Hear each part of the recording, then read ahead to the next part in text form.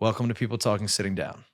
When you're painting, does it start with an idea or does it start with, I want to sit down today and I'm just going to, whatever's coming out? Where does it all come from? I feel like it can come from anything, It's a feeling, right? I mean, there's an emotion that's driving it or like something. Some are more premeditated than others where I'll have like an idea. You always have to be open-minded like in the process because you just never know what's going to happen. But yeah, there's a lot of different strategies.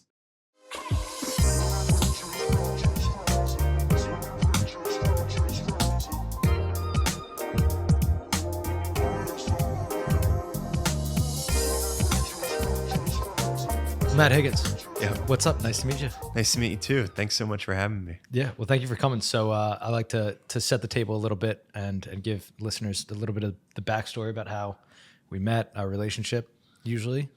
And we really just met. I reached out on Instagram. I don't even remember how I found your Instagram page. Yeah, it's funny how people find my page. I actually ask people sometimes and like the hashtags work and things like that. But no, it was great. And it was funny how you reached out about featuring paintings and then it turned into this, which was cool. Yeah. It's so one of the, we've been trying to come up, Max and I, trying to come up with some ideas on like, not necessarily how to monetize. Yeah, in a way, but like I don't want to do advertisements. I don't feel like comfortable with that, and I'm like I love art, and I'm like, can I get people to come in here and this is a stretch, but like in the future, can we like get somebody to sell a painting every episode? Yeah. And can we find can we be that glue in the middle? We need it. Yeah. As artists, we need the people, so that's great that you're doing that. When I thought about it, I was so excited about it. And then you were like, yeah, that would be awesome. I was like, wow. And I texted my friends. I was like, he just said yes. It was awesome. Like, I'm glad you said yes. Yeah. It was like, he said, it was like a first date. It was like, it'd be corny. Like he said yes. Yeah. Happens on Instagram these days. Yeah. But no, so yeah, one of the things, reached out just because I was interested in your art, and I don't know really anything about art. I just like sometimes you just see a painting and it's just, you just like it and you don't know why. And I don't know why I stumbled on your page because I stumbled on a bunch that night and I just, immediately was drawn to, I'm not sure even what it is, but could you tell me a little bit about, the type of art that you do? Contemporary art, it's called? Yeah. So contemporary art, would classify the whole like body of work that I do. By definition, I think I might mess this up, but contemporary art is, by some definition, it's art that's happened in the last 20 years. Okay. Up until now, but people would also say that it's like art that's happening right now. So like contemporary art would be basically anything that someone's making right now in their studio. It doesn't matter the style or anything, So yeah, everything is contemporary. I would say that it is contemporary by appearance too. You don't see people doing stuff like this in like the 1600s. You know what I mean? Like Yeah. Leonardo da Vinci didn't paint. He was a lot better than me too, but he didn't. He wasn't painting things like this with words and like weird pink flat colors and stuff. So it doesn't. It has a contemporary feel. A lot of my work. It's I'd say that it's graphic in a way. Graphic meaning not like gory or bloody or anything. It's graphic meaning that it's pretty bold for the most part. Actually, graphic by definition, I'm getting art nerdy now, is like something that's just black and white, like the harbor no resentment, and like black and white meaning that it's, it has a lot of contrast. And I think I go for a lot of contrast in my work, like stuff that at some point I really wanted stuff to kind of like pop, like have a, not that I necessarily want to like shock the viewer or something, but something that is, I guess, bold in a way. Interesting. That's funny because what I said to you, I was like, I don't know what it was that I liked about it, but I just was drawn to it. And I think maybe that's it. The contrast of, because I'm somebody who I really like when we talk about things like hate and love and, chaos and order, like different. I just like the black and white of life. Like I like that kind of thing. And They're then, opposite extremes. So yeah, I think there's something like intriguing about that. Like it catches you or yeah, stuff. Yeah. and it's I don't know so when did you start painting? When was your first like what was your first like aha moment into like I said like what's like all right wait I might like this for life. Yeah, it's a visceral memory, and I guess since it is so like visceral still in my mind, it was important, right? Yeah. Excuse me. So I had always like I feel like I was no different than most kids. Like when it comes to drawing, or you draw in your sketchbook in school, or you just have a sketchbook, or you're always just interested in art. And I was always like really interested. I always drew, and I always had characters, and I had these funny scenes and stuff. But I would say I wasn't really necessarily like talented in a way. Like I never really had like some teachers and stuff said like, yeah, he has some talent, but I was never like a standout like art kid really. I was more into sports and just like everyday stuff. Like I always, to be honest, it's funny. I felt like art was kind of boring for Really? me because I was kind of really energetic and Yeah. really like, I was always really like an active kid. So art like didn't really intrigue me till I was maybe in like high school, Okay. which is, yeah. So you mentioned like playing sports, and there's in my head there's always kind of especially those lines when you're younger where it's like there's artists, there's people who are in like the drama club, there's like debate type people, there's jocks and sports and all that kind of stuff, and they're kind of like different sectors, and you don't always hear about, especially with sports and art, that kind of crossing over. But did you ever feel like you didn't fit in Oh yeah. in either way? Yeah. And we'll get to that later in part of my story. I mean, that was like my MO, like not fitting in. And it's fun when you were saying that, I was thinking in my head, I'm like, yeah. And like, I just didn't like, I was so like confused, which like a lot of high school is like confusing, but like, I'm glad I'm out of it. But like, but yeah, it was, yeah, I don't know. Like I kind of stumbled across it when I got more into it in high school. I would say that I really started being more serious in high school. Like freshman, sophomore year was kind of, and then all of a sudden like junior, senior year, I got really into it, and I was only doing like drawing and like graphic design, like computer type work and things like that. And I actually was going to go to school to be a graphic designer. That's where I went. I went to school for undergrad for graphic design.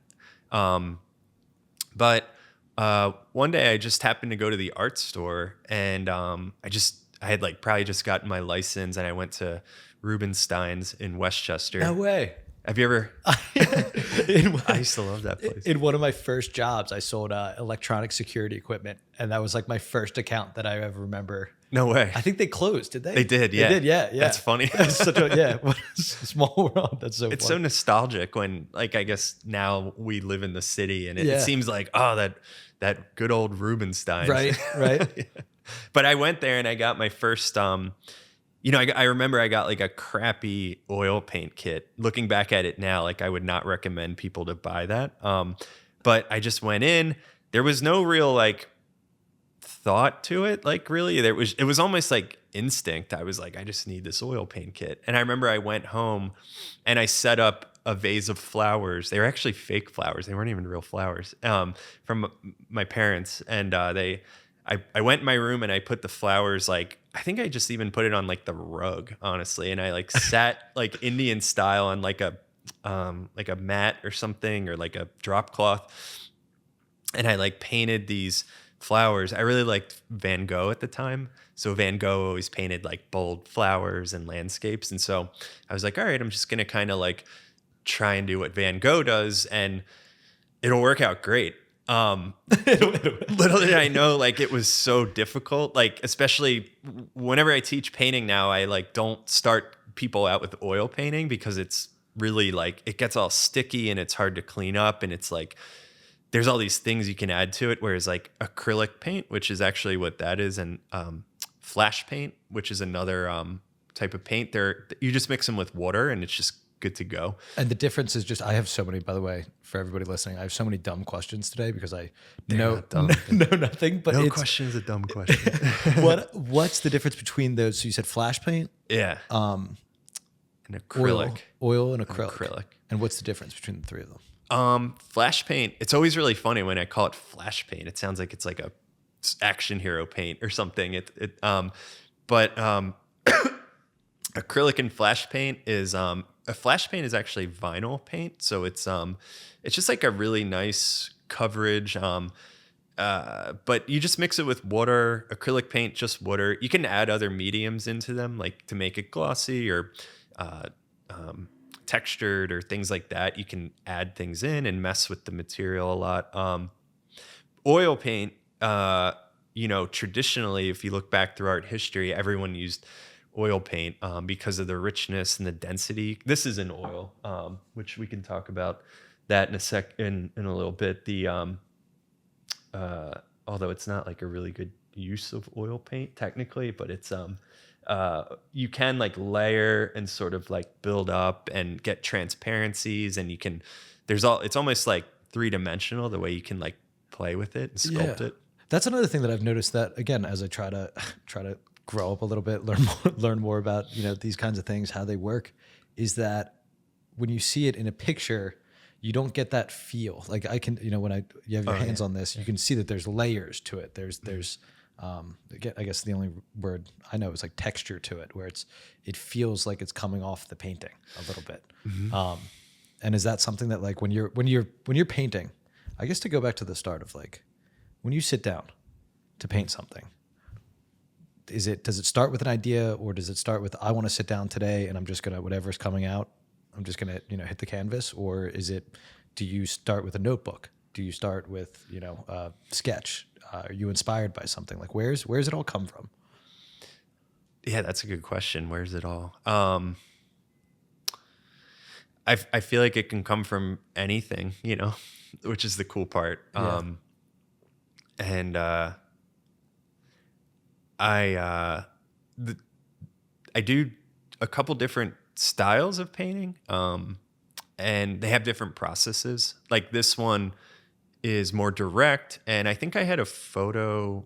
I think I started off with a photo from like an architectural digest or something, or like and I kind of used it as a reference to start, but I didn't like stay true to the photo. But it at least got me started. Yeah. And so for like this one in particular, and kind of some of the text paintings, I guess, that I do,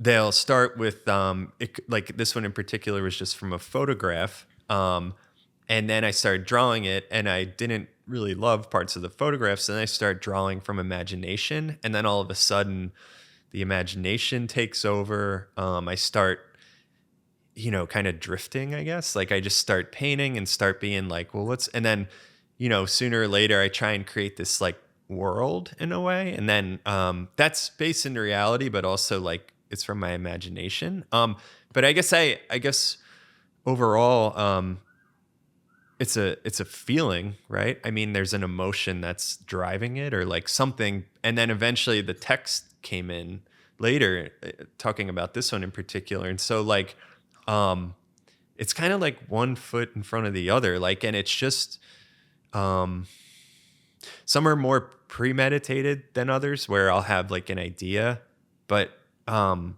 even within that, like going back to the, my first painting, that was probably the best lesson, is that, you always have to be open-minded, like in the process, because you just never know what's going to happen. And I always end up, there's so many times where I just abandon my idea, actually. Really? And you just are like in another place. And, do you ever pick it back up? Do you ever, it's just for whatever reason you get to a stopping point, and then like a month later it's like, wait, I'm going to finish that, or I have a new idea on that one. Yeah. They develop over time. Like some I'll go back to, I turn them around in the studio because I don't want to look at them even. Like they get shunned for a little bit. Really? Yeah. They're like these weird characters that I'm like, don't look at me. Like, that's funny. I don't want to talk right now. I got to do this thing. So yeah, some develop like over a long period of time. Some are just a couple days. But yeah, there's a lot of different strategies. The best one that I've been getting better at, my wife, she's going to listen. She'll be proud of me. She'll be laughing right now is, taking a break and like pausing is something that I've really worked on recently and has been really beneficial because, trying to like,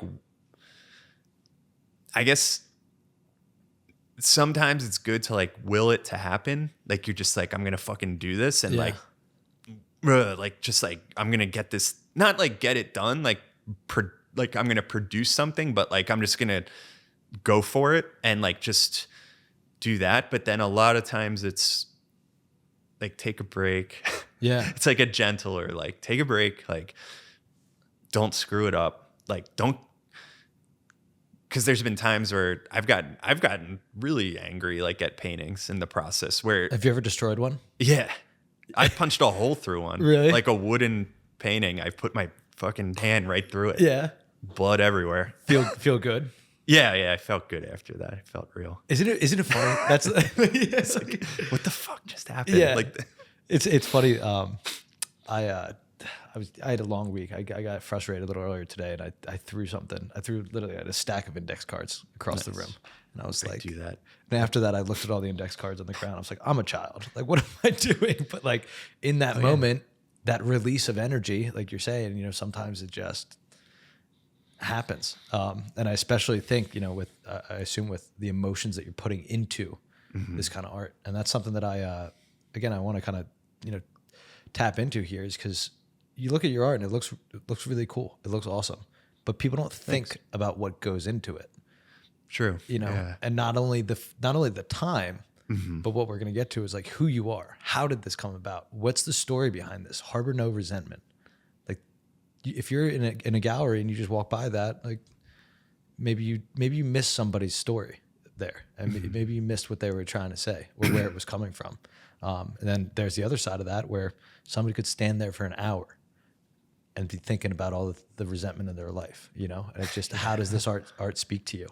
So just, I would love to hear a little bit more about like the emotional side of, again, like we said, like where all this comes from, the long journey that you've clearly had. Yeah. And it does feel like it's,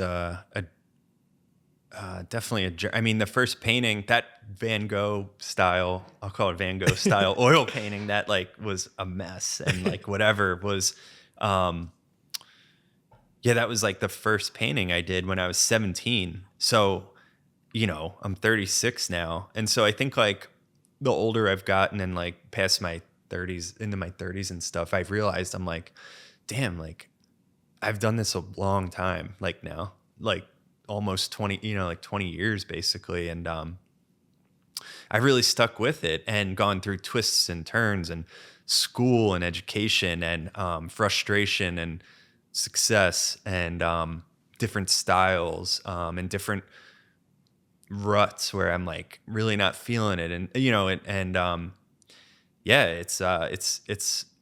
all of it. It's like all things, all emotions. And And even the background of, again, from the art perspective of what's going through you. But I'm also very interested in like the business side of it, of like, I was explaining to somebody earlier my excitement about this conversation. And I was saying like, I don't really know how these things work. Cause it's like, you have all these paintings. What if they just don't sell?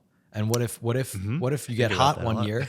Yeah. Like what if you get hot one year and all of a sudden you're financially things are going well. And then the next year they just drop off of a cliff because something outside of your control or something just happens. It's like, how do you live that life of, and what does that look like? And what does that look like over time of, have you always been a full-time artist? Have you always, how have you gotten the resources to be able to do the art?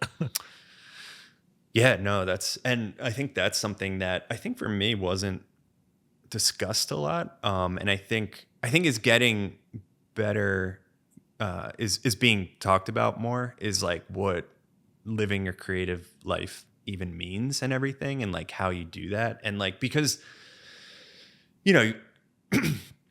like I would just see people like in a gallery or like this or that, or they're like just doing it. Even now, still, I wonder sometimes still, even like where I'm at now, like I think for me, I'm really proud of where I've come and my success so far. But even still, I'm like, how's this guy like do this? You know, you see him on like Instagram or whatever, you see their website and you're like, how do you even make this work? And like a big part of being an artist is like all those practical things. So the bottom for me, I think I've done a pretty responsible job at it. I work like I'm a teacher, and so that's my steady income, right? So like I need my base income.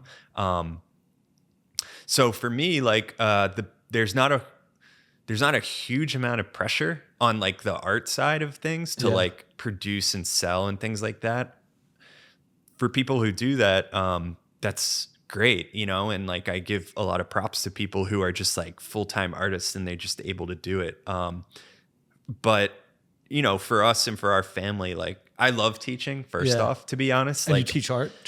I teach art and design to college kids, and I really love it. I mean, you know, even if I didn't, I'm always going to paint like selling or not selling or whatever. I'm always going to paint no matter what and make stuff. But, you know, I could, I'm really lucky because like, even just my job I like, and my job is creative. Yeah. Like today we were painting in class, like with acrylic paint, and like, just like I do in my studio. So, you know, having that base income for me is great. I'll be totally honest. Like my wife works, she's a teacher as well, and she runs a nonprofit, and, you know, she does pretty well. And like, she's worked really hard. Like I'm really proud of her. And like, it's a family effort, me and her. We're a team. And so like, I would not, I'm going to get like even emotional saying this, right? Like I wouldn't be where I'm at today without her, because like, she's like the support she's given me, and like in different angles. I mean, even like practically to be able, I mean, we both do our careers and I sell my art, and she's like always so stoked when I sell a painting, and that makes me happy because then I'm supporting us, you know what I mean? So stuff like that keeps us going. And I teach, you know, and we do what we got to do, but like, she's been like amazing. And, so yeah, like, I guess this stuff isn't the stuff that you normally hear when you see something on the wall. Exactly. But there's all this, like how I live my life, like even how we have our schedules organized. Like my wife and I are very big on like a balanced lifestyle, and we've chosen careers that we have time. We have a lot of time and flexibility. You know, but it's all that stuff that allows me to, and I have a 19-month-old son, and like, I still paint. I still do what I got to do. I was just painting for 4 or 5 hours yesterday. And like, I mean, you have to make it work too at some point. If you really want to do it, you have to just, and I have a studio, we pay $340 a month right out of, you know what I mean? So I can paint and make this thing work. And, it's a lot of stuff, but, I think you have to be pretty aggressive to keep going with it. And, you just have to really want it and enjoy it. So That's awesome. And thank you for sharing that. Cause as we're talking about, you know, kind of before we started recording about like what we're doing here, it's like any creative or business kind of thing, like if you're married to somebody or dating somebody who's going through that, that's, I don't want to say, I mean, it's kind of just as much you know, it's like, you probably wouldn't be able to do all of this without the love and support and like you said, flexibility. I would be flailing a little bit. Like before I met my wife, you know, I was always painting, and I would sell stuff, and I was still teaching, but like, I don't know what it is exactly. You know, it's just like, I don't know. I guess you find the right person, and they just motivate you in a way. Like, she's a creative person too. She used to own a children's clothing no way. brand, and so she's into like fashion and stuff. And I think it's just like that understanding is really helpful too. Yeah. Are you guys ever like, do you ever like, this sounds corny, but like, do you like bond over certain pieces where it's like Yeah. you both, or something, it brings something out of her or you or your relationship, anything like that? Oh yeah, totally. Yeah, she'll say she loves certain ones, or actually there was one the other day where I painted, and it was I was having a hard day actually, and I just was in a tough mindset, and I I kind of was like, you know what, I'm gonna paint something that I'm grateful for, and it was a text painting like this. I have to post a photo of it. It's new, but it was kind of a landscape and like a setting like this. And I wrote, you know, what a wonderful life. And because I was like, you know what, like I'm just gonna reflect on my wife and my kid, and like really like the day kind of sucked, but like I have an hour and a half right now to just work on this painting, and like I'm gonna make it about them. And like I told her that, and she gets she's obviously happy, so yeah. That's awesome. It's one of the most interesting things about art in general is that we were kind of talking earlier, like you're channeling something. And as you said about What a Wonderful Life, like I don't even know your story. I don't, we exchanged some messages about sobriety and you being willing to talk about it. And part of me wanted to ask beforehand and get a feel for what your journey was like. And part of me was like, hey, we might just do this live and walk through it and like, learn about what that was like. Cause clearly anybody with addiction issues, as I've, shared with you, about my own addiction issues, is like, there's something there, in your art that is coming from a painful place. And it's allowing you, it's kind of saving you. It kind of like in my mind, it's like you're using it in a way, and I'm being assumptuous, but like as a shield against these other, negative forces in your life. Yeah. And yeah, I guess to be straight up, I would just love to hear about, how did you fall down a path that, you needed to get out of? Yeah. So, that was always a little bit, it's funny because I feel like I'm still like, I've been sober 15 years, so it's been a pretty long time. Yeah. So 21. Yeah. It's an early time. Ironic. That's an early time. Yeah, that is ironic. It's an I think I had one legal drink or something too, maybe. Yeah. Wow. Did you did you start drinking early then? Yeah. I was doing like everything, drinking, drugs, like whatever. It didn't matter. Yeah. But it's like I talked about like high school, right? Like feeling like out of place, and like I always played sports, but then I always had this pull towards art and music and skateboarding. I love skateboarding, which kind of ruined my sports career in some way. My dad never lets it go, because I remember I jumped off a loading dock when I was 13 or 14, and it was like before a big track event. Damn. That was like regionals or something, and he was on a golf trip, and I just destroyed my ankle off this loading dock. And I think ever since from there, I was just like, like sports feel like not my vibe. Like I want to do something more independent. Yeah. So, I guess with like that sort of stuff, I just started feeling really uncomfortable at one point in my life. One of my close friends kind of says it as when he became like self-aware is when he started feeling uncomfortable. Interesting. I relate to that. Like whenever I had consciousness of who I was, like I didn't like that almost. Like I was uncomfortable with myself. Like when I realized it. What'd you not like about yourself at that point? I don't, I guess like the way I looked, I was uncomfortable with how I looked, like how my voice sounded.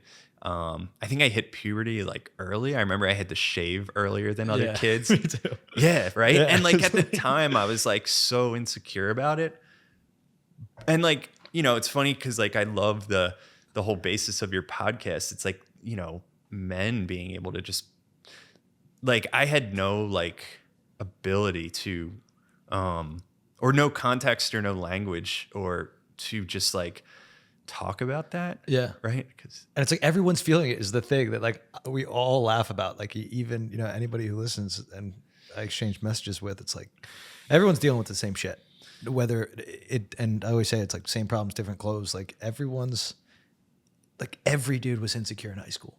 Everyone was Right. trying to be cool. Everyone. right. Like, And I know that now. Yeah. yeah, but it's so impossible. You can't know it when you're in it. You know, it's just such a, it's funny when you were saying that. It reminded me, like, I remember having like pimples and just being so like Yeah. you hated yourself. You hated who you look when you saw yourself in the mirror. Is like because you had natural like Yeah, something that happens to a lot of people. And, you know, and like we were talking the other day to someone and they were talking about when they had this like pimple in high school and they were telling, and I'm just like, from my perspective, like I didn't care at all. Like it was literally like, you could have told me like you had like a turkey sandwich for lunch and this, like they had the same weight to me, but in your your perspective, it's like a huge deal. And so like, I remember like I kind of how you were saying, like just the view of yourself. Like I felt so like trapped. Like I always felt like tight and like I couldn't just relax basically. Like Yeah. I just felt like so like wrapped up almost. and, like, and what was it? Was it because you were keeping this desire to be artistic, you know, Maybe, away yeah. from, you know, who you were, or was it that you were keeping other things about, like whatever it may be, you know? Because that's something that I think about as I meditated before you got here, and I was Nice. kind of tearing up about some situations in my head and in my past, and it just kind of made me think like, and I'm gonna try to figure out the right way to say this. Everybody just wants to be themselves. And when you can't be yourself, and like we were talking about at work or something, or, you know, we kind of mentioned a little bit beforehand about like, all right, like how does this go? You know, what if somebody says this or thinks this? And it's like, because we live in fear so much of being ourselves and what people are going to do with that. And it's something that now I'm 28 years old. I'm still trying to figure it out every day of like, how can I be myself? I've mentioned it on here before, but like I went through a phase a couple years ago where I used to like paint my nails. And cool, yeah. even and sometimes I do it just to give myself that shield of like, if I don't care about that, what somebody thinks about me as a guy having my nails painted bright fire truck red, then I don't care what they think about anything else about me. But I'm not always in that, you know. I'm sometimes, and right now as a time in my life where it's like, I'm not that confident right now. But, you know, yeah, that's okay. yeah, and it ebbs and flows. And especially in like, gosh, in high school, it's so much worse. It's intensified. Everything is like so intensified. Like Yeah. the ups and the down. Like, yeah. Yeah. God, I guess so. At 36, you didn't have any social media or any, like in high school at that point. Oh yeah, no. Was there even like email? This is such, so I'm not trying to age I you. know I would have no reason to use email at the time. But yeah, we had AOL Instant Messenger. Yeah. That's right. Yeah, that was the best. Because you're 20. Well, 28, yeah. so yeah, did you guys have? Yeah, so we were big AIM. All right, AIM, and then I always say I'm like I remember 6th grade, 7th grade was MySpace.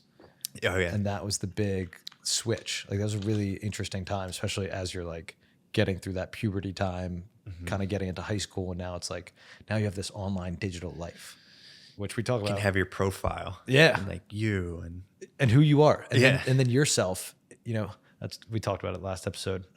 But you now have this digital identity that is you.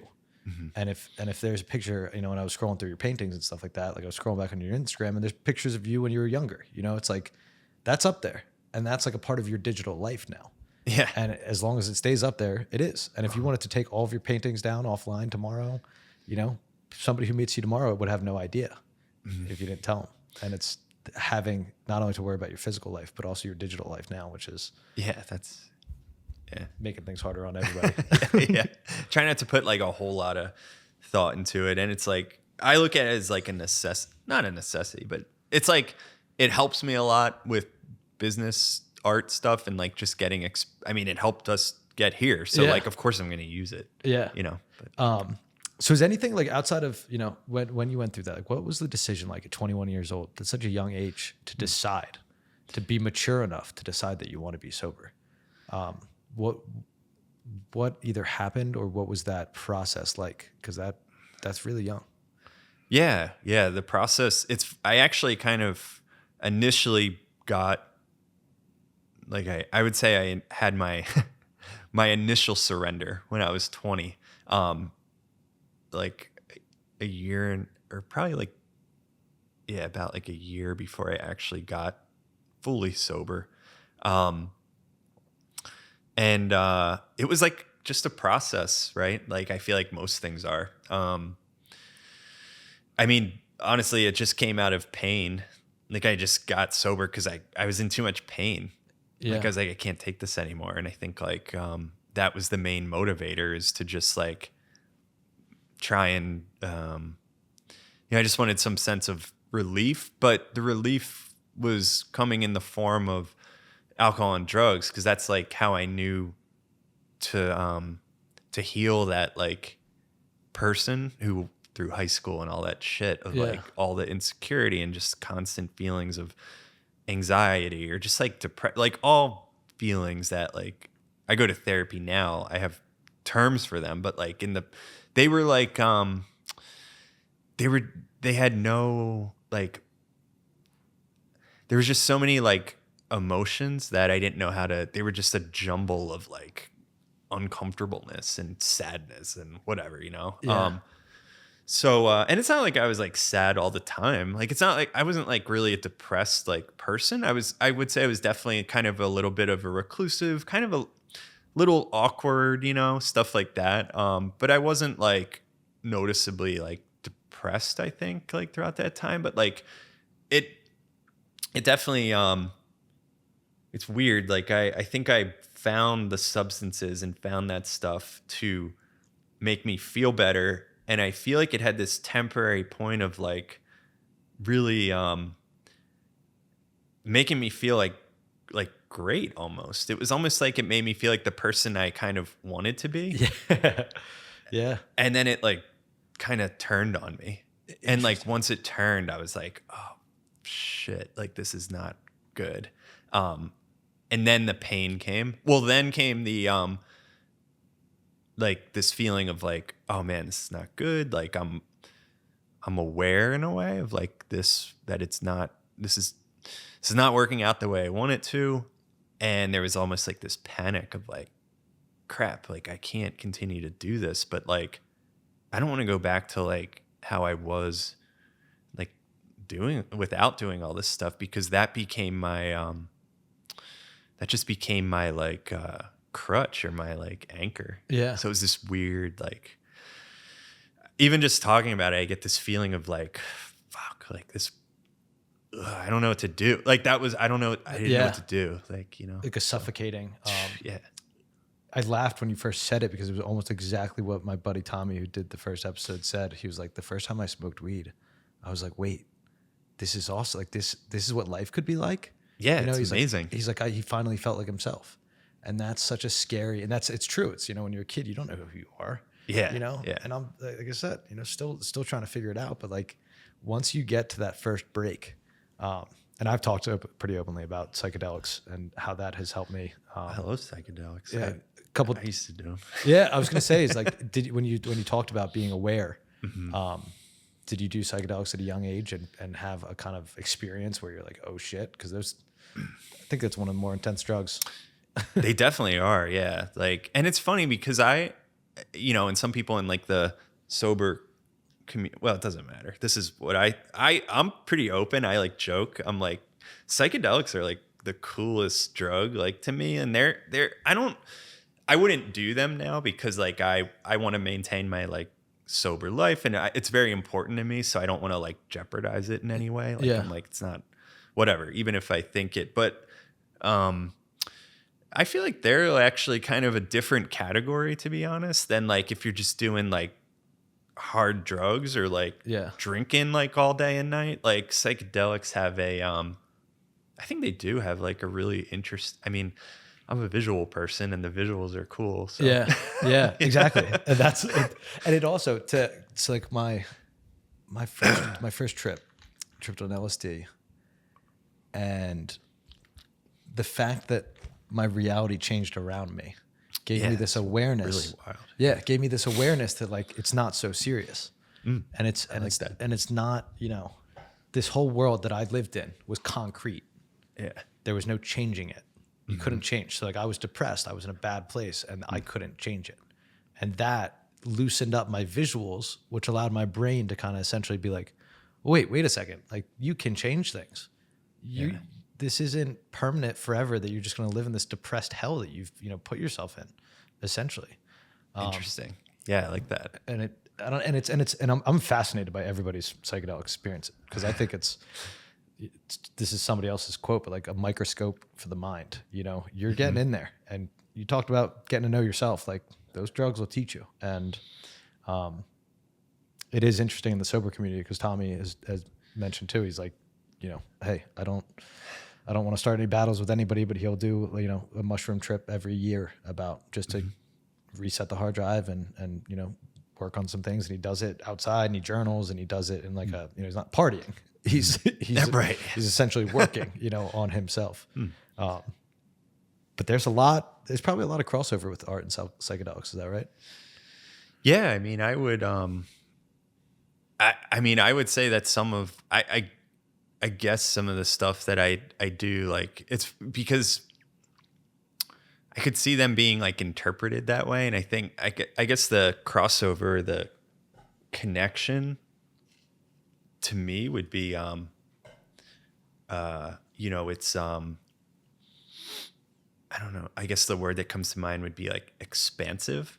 Like when I'm painting or I'm making something, I think the ultimate goal for me is to, like discover and like uncover something. And, I think with like you saying like about psychedelics, it's like you're kind of like going to a different place. And like, I mean, painting is I'm kind of somewhere else, or like, and I think music even does that more. Like I used to play music a lot, and music will really like transport you to like another place, I feel like. And so I guess, the similarities of, I mean, they're all like kind of escapes in some way, right? Yeah. Like, I don't know. Like, exactly. And that's, I always say, like, I mean, podcasts for me have been that way too. I would go on long hikes for 4 or 5 hours and listen to long podcasts and have my phone on airplane mode. And I was in a different world. I got to be hiking in Valley Forge and great park. Yeah. Beautiful Mount Joy, Mount Misery, I think. But I got to turn off the world for a second and escape. And that to me is like, it's such a gift. I'd love to learn a little bit more about your process of painting. I keep going back to the example of like somebody in a museum doesn't see, what happened, how this painting got here. But like, do you listen to, like you said, do you listen to music? Do you, I thought the other funny thing was like you turning the paintings around. Yeah. But is there anything that you do that's a little bit quirky or different compared to, most artists? That's interesting. Yeah. I don't know if I've ever thought about, yeah, like different that, sorry, I'm hitting you with questions out of nowhere today. No, I like it. It's making me kind of think about stuff that because you just like in your own world, you just do stuff, right? Yeah. You don't really think about it. You just paint. But that's the thing is like, there's so much goes into this. Yeah. Even I'm looking at this painting and we're going to try to figure out a way to post like a full picture in the video so people can kind of watch as we talk about this. Yeah. But that'd be cool. I'm even seeing, of these 1, 2, 3, 4, 5, 6 bushes right here. Or that's what I'm assuming they are, kind of like bushes right by the pool. Yeah. But they're almost like drawn in a different way. Like this one all the way on the right looks like it's kind of, there's this right to left, but then the other one looks different. And it's like, do you think about that? Like, is that something that you're processing or you're just... Yeah, that's a good, yeah. It's just happening. It's happening. I feel like it's happening in like a middle area, which is where I like to function, or where I think I excel and where I think interesting things happen, and where you're, I think, that's like, we were talking about the Rick Rubin book. Great. Yeah. awesome. I Yeah. love it.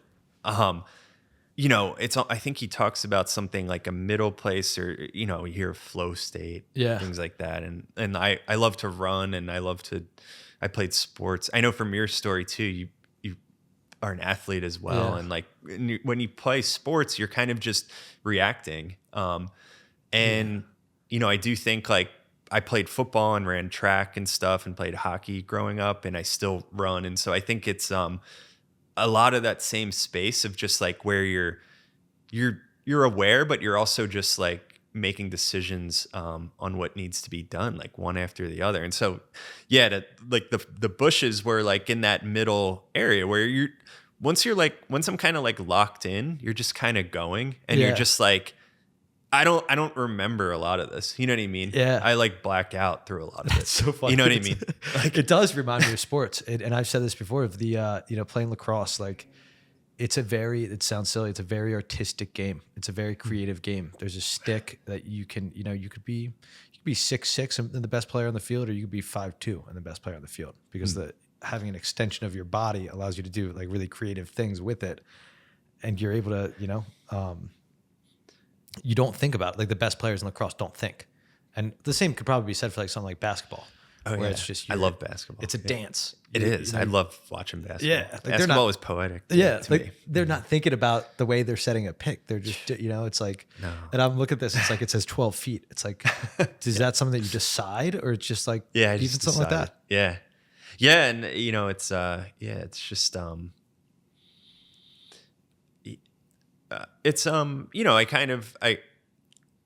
and you know, back to like the pausing and stuff. It's not like I'm like full on just like, you know, you stop and you think, right?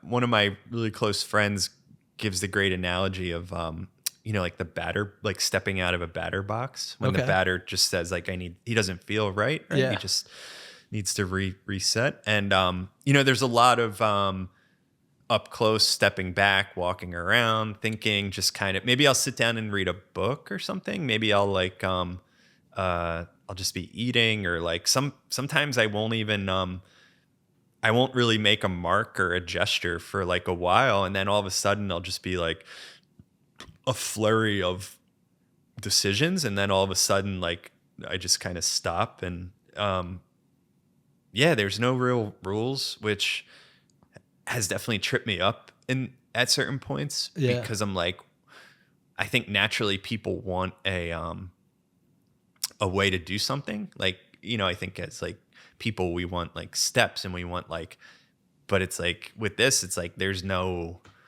I mean, there's like techniques to paint and stuff like that, and there's like right or wrong ways to do something. But I think with at least the way I do things a lot, it's like, I'm just going to do whatever I want. Like today, I'm going to wake up today and be like, I want to paint something different. And I just kind of do it. That's such a cool, to me, it's such a cool experience to be able to think about that. Cause I mentioned, you know, going back to working full time and being in sales, it's like, go to bed, I'm thinking about, like, it's not exciting thoughts. You know, it's not exciting. Like, I get to go, you know, wake up tomorrow and cold call. Like, it's like, you know, it's like, it's just not like for what I was doing. But I'm sure there's some exciting moments throughout the week, or maybe not like, I know what you mean. Yeah. There's definitely, there's some exciting things, because I like to, you know, learn, and when you're working and talking to different people, you always get to learn something, even if it is it's funny that talking about the opposites, when working my full-time job, which is mainly cold calling and having 2 to 3 minute conversations, coming from a space of having 3-hour conversations, it's like, yeah, that's kind of, yeah. There's a totally different way of doing it. But when you're talking about that, it made me think, like, what is it that the best artists are doing? What is it that's top 1% that really sets themselves apart? Like, what is it that are they following the rules? Are they not following the rules? Are they rewriting the rules? Or are there some people where it's just like, wait, that guy's not actually really talented. For whatever reason, work has just taken off because people, for whatever reason that maybe we don't consciously understand, you know, are drawn to it. Yeah, no, there's, I don't have the answers. I can try, and it's interesting to talk about. Like, and I think, you know, I always kind of say talking about sports, like the if you're a basketball player and you're like Steph Curry or LeBron James or someone who's just like, you're fast, you're strong, you're LeBron James tall. Well, Steph Curry's tall, not as tall, but like, it's like you have these like things. You're just like a great player, right? It's like you're either great or you're not. Yeah. Like you're either LeBron James or you're not LeBron James. Yeah. Like there's it's more like black and white. But with art, there's so much like gray area. And so to be like in like a really top gallery in the world right now or something, or to be like considered like really at the top of their game, like you might not be making paintings that are like really technically skilled, right? And so that's like, and I always, and I tell my students and I show them different periods of art, and like some of the stuff that's really well known that doesn't have really like, and I would say skill, like rendering something realistic to be like amazing, or it just has like a certain like, recognizability, or there's like a certain talent you can see. Like you can like Picasso's really early paintings are actually incredibly more realistic and technically more well done than his later work in like when he was 70 or 80. He lived a long time, I think. But when you look at early Picasso, you're like, that's incredible. Like this guy's rendering things 100% how they should look. And you should be like, well, then yeah, like that's like what good is, right? Yeah. But Picasso is a really interesting case study, I think, because a lot of people would say that he actually digressed throughout his career in some way. And if anyone knows more about art, I think I know a pretty good amount, but if knows more than I do, or knows more about history of Picasso, and they might disagree, but he, if you look at his early paintings and then his late paintings, I would say most people would be like, the late paintings are not as well painted as the early ones at all. And he almost like simplified and got like, I don't want to say worse, but like he was not as technically sound as when he was younger. And so that opens up the question of like, well, then why do people like love that stuff so much? Yeah. And like, what is it about that resonates with people? It's just unexplainable sometimes. Yeah. And that's the confusing part of like, some of it is, I would say a lot of it is it's like the Mona Lisa. Like I think about that. That's one where I'm like, what? I don't get it. The picture, and please excuse me for the people who are passionate about art that are listening that know these things, but like the one with the husband and wife, and one's got a pitchfork. Oh yeah, American Gothic. Yeah. By I forget who painted it. What is that? Like what? Like why do those become what they become? I don't understand at all. I don't. Yeah, they're iconic, right? They're just like it's almost like I don't know, right? Like it's like a song or like something that just is catchy, or yeah. Why does something resonate with? Because like, are those pieces done like from a professional's standpoint? Like, are those pieces like well done and it like makes sense where it's they're really well done? And what is it about them? What is being good technically in art? I think it's the ability to be very sensitive to subtle changes and variation, and have a really, talking about those two paintings in particular, like a really delicate touch, a really like refined use of, I guess you could say, motor skill, where you're just able to like, and those are very, well, the Mona Lisa, I would say, is incredibly realistic. And so to be able to just like render something to capture the essence of a person on a like a flat surface, right? Yeah. How do they do that? Is it like shading, or? It's a lot of layers built up over time. I actually never knew this. I thought it gave me like crazy, not that, I mean, the painting is already incredible, but it gave me more respect and maybe even open up more insight for you and people listening. I think he worked on that, I could be wrong, but like 20 years or something. What? Yeah. So he carried crazy. it around like from village to village where he lived. And he would like work on it a little bit at a time, and then he'd put it down. And so you talk about like, yeah, I work on stuff over maybe, but he would carry this around and render it. It was like his his like baby. That's crazy. So it was just, I've never seen it in person, but like I imagine technically there's a lot of layers. It has a glow to it. And you can do that with like oil paint. You can make it glow by the way you kind of layer paint on top and kind of build it up. It can have this like kind of glowing like effect. And like, so I think the Mona Lisa definitely has this like natural, like beautiful, like glow to it. Yeah. So. And there's some of the subconscious things. Like we talked about having Julian Dory, who hosts an amazing podcast. And he's one of the best in the world as far as like editing with podcasts. Mm-hmm. And the way he was explaining it to me about like different frame rates and having words be on certain, when he cut, he does like a trailer to his podcast. And when you cut a certain way, the eye can notice if something is off, or like he's talking about like the eyes coming into the picture, cutting into the thing. It's like when you're just watching it, you're not thinking about any of that. You're not processing any of that, but we're all subconsciously processing so much of it the same way. And a picture like the Mona Lisa where it's like, I'm just like, what is it? What are those little things that it's like that, if you broke it down and you had, you were able to sit down and understand exactly what went into that over that period of time, like it would make a little bit more sense. But, some of the pictures and paintings just don't make sense. But I guess that's what's beautiful about it too. Yeah. And that's the thing. There's so many like, there's such a wide range. Like this is just very kind of, comparing it to the Mona Lisa, I would say this is like very flat and kind of like playful in a way and just like not as layered, but like it's still good. And it sounds like you like this more than the Mona, right? It just, Mona Lisa does nothing for you. Right. And so like each person is just drawn to a different thing, right? And like that's what's so, and that's been hard for me sometimes, like as I've gotten to like sell paintings, honestly. It's interesting because I'll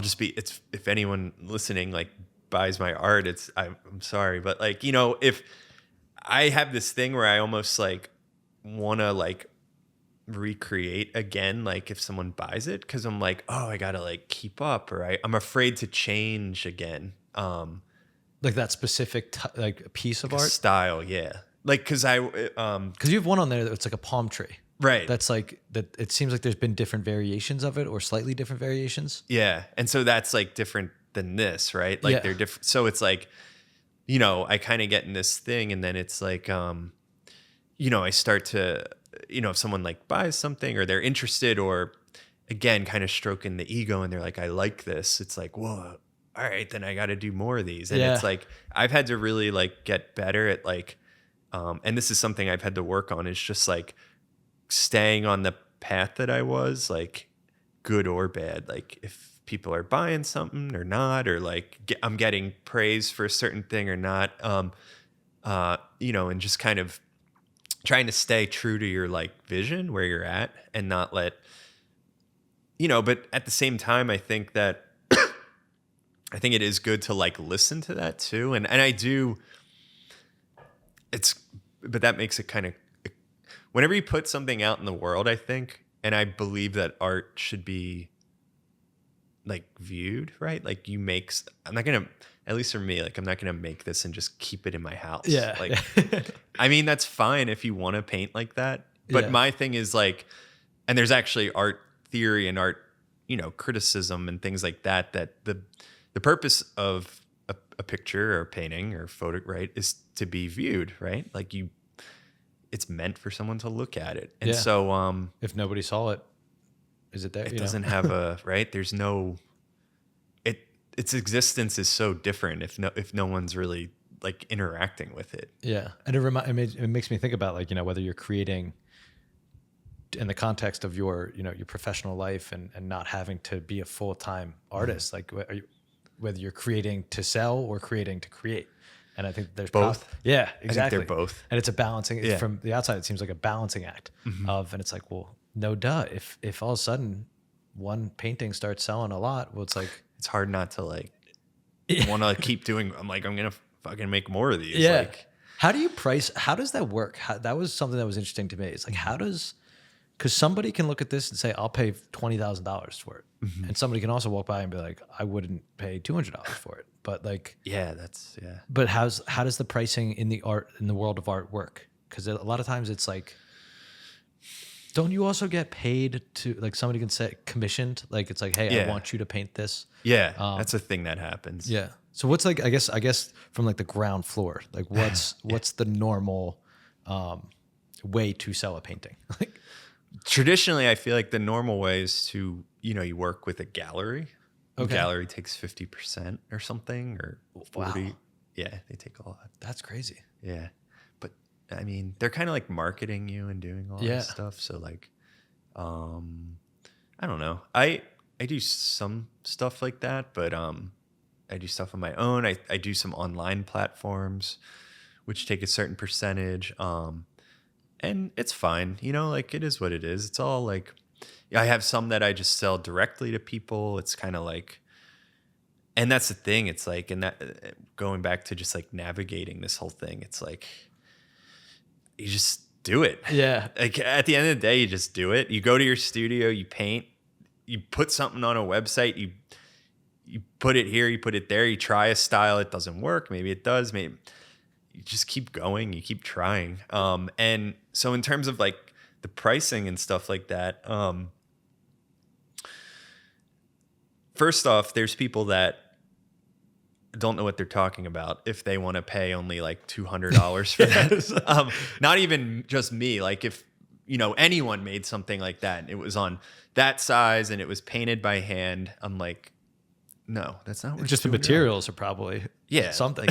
Like, you're an asshole. Like it's like disrespectful. So, aside from that though, aside from the extremes, like the couple $100 or $50 or something, or like $200 or $3, and then like 20 or 50,000, like the in-betweens are, yeah, I have a structure that I go off of based on the size. One of the things I don't really factor in is, sometimes I do factor in the time I put into it. Yeah. But a lot of times not, because I just, I don't know. Like, I think that like you can make a good painting in 5 minutes, or you can make a really great painting in 20 years, like Da Vinci. And that's an extreme example. I always feel like I can't talk about the Mona Lisa in the same, like, but like, like something that takes a long time where you're just like rendering it. And sometimes I get insecure. Like I'll see an artist who, like, I know how long things take mostly, and I'll see someone like price something less than mine, and I'm like, damn, they probably spent a lot more time. But I'm like, at the end of the day, I think it comes down to, I think there's two parts. It's like, you can put something at a certain price. It doesn't mean you're necessarily going to get it. Yeah. So whatever, you could put it for $10,000. Doesn't mean anyone's going to buy it, but you can. Yeah. Have you ever sold a painting where you perhaps, and I don't want to use the wrong words, but like you perhaps overpriced it, or you were surprised that it sold, or that you were like, oh wow, this is, maybe once or twice. I mostly underprice my stuff. And to be honest, I don't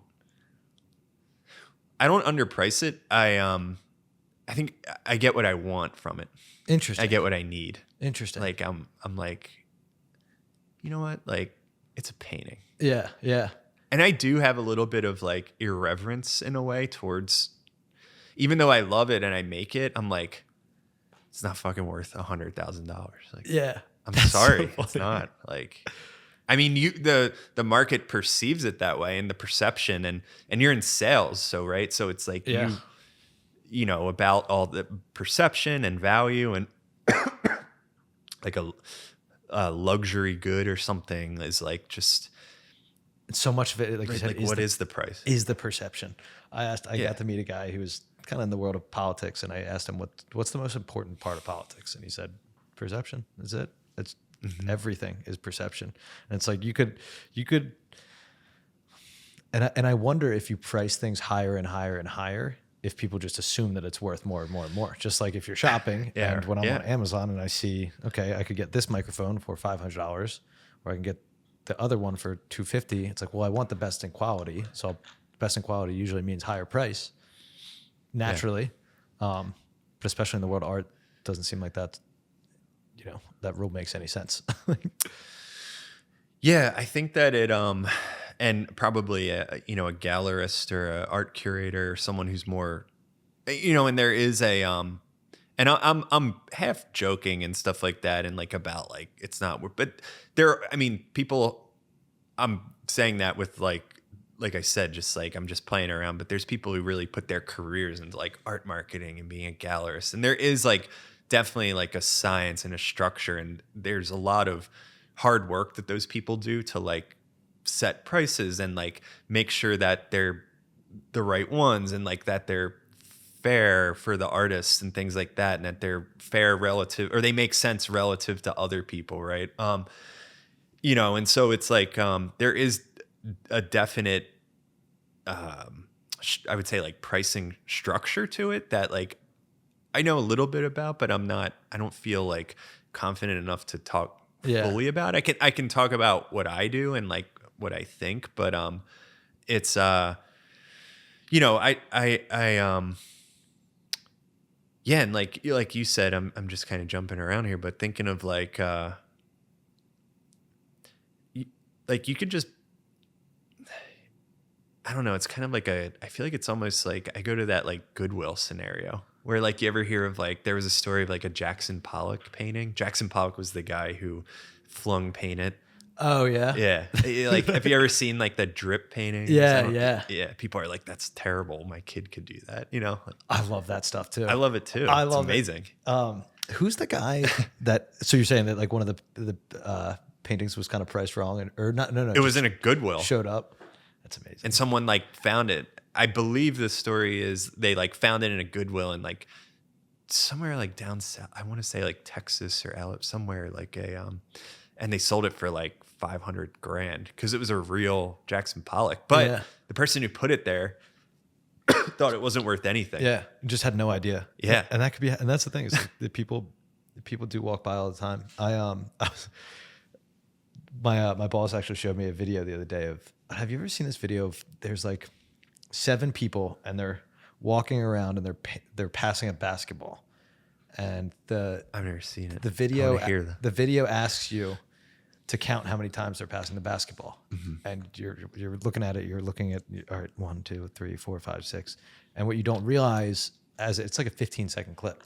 But what you don't realize is there's a guy in a gorilla suit that walks. Oh yeah, I've seen that. Yeah, like I that have one. seen that. Yeah, so it's like you. That's a cool when video. you're focusing on that, you don't realize what like literally the gorilla that just walked by you. Yeah, But that's the same kind of thing that could be happening in paintings. Is like you could be looking at perfection, and some people just don't see it. They don't understand. Yeah, and in a lot of ways, like as an artist, I think I've tried to like. I've had times where I've tried to like. And maybe I still do, if I'm being honest, like I've tried to like figure that out. Like what's going to be like what people want, like what's going to be different, what's going to be like the next trend. Yeah. In my opinion, I think that's kind of a waste of time, because like the time that you spend thinking of that, you could just be and the time and energy you could just be making something authentic. Yeah. Rather than like trying to, because trends come and go, right? So it's like, it might be good but like, I think it's important to pay attention to trends though, because I think that they tell you about current times and like talking about art, like the way that things are made, like, what's interesting now, like, and I think there is importance to be aware of that, right? But not to like lose yourself in it and be like, well, I'm just going to go that direction because I see it and it's trendy and it's getting a lot of attention.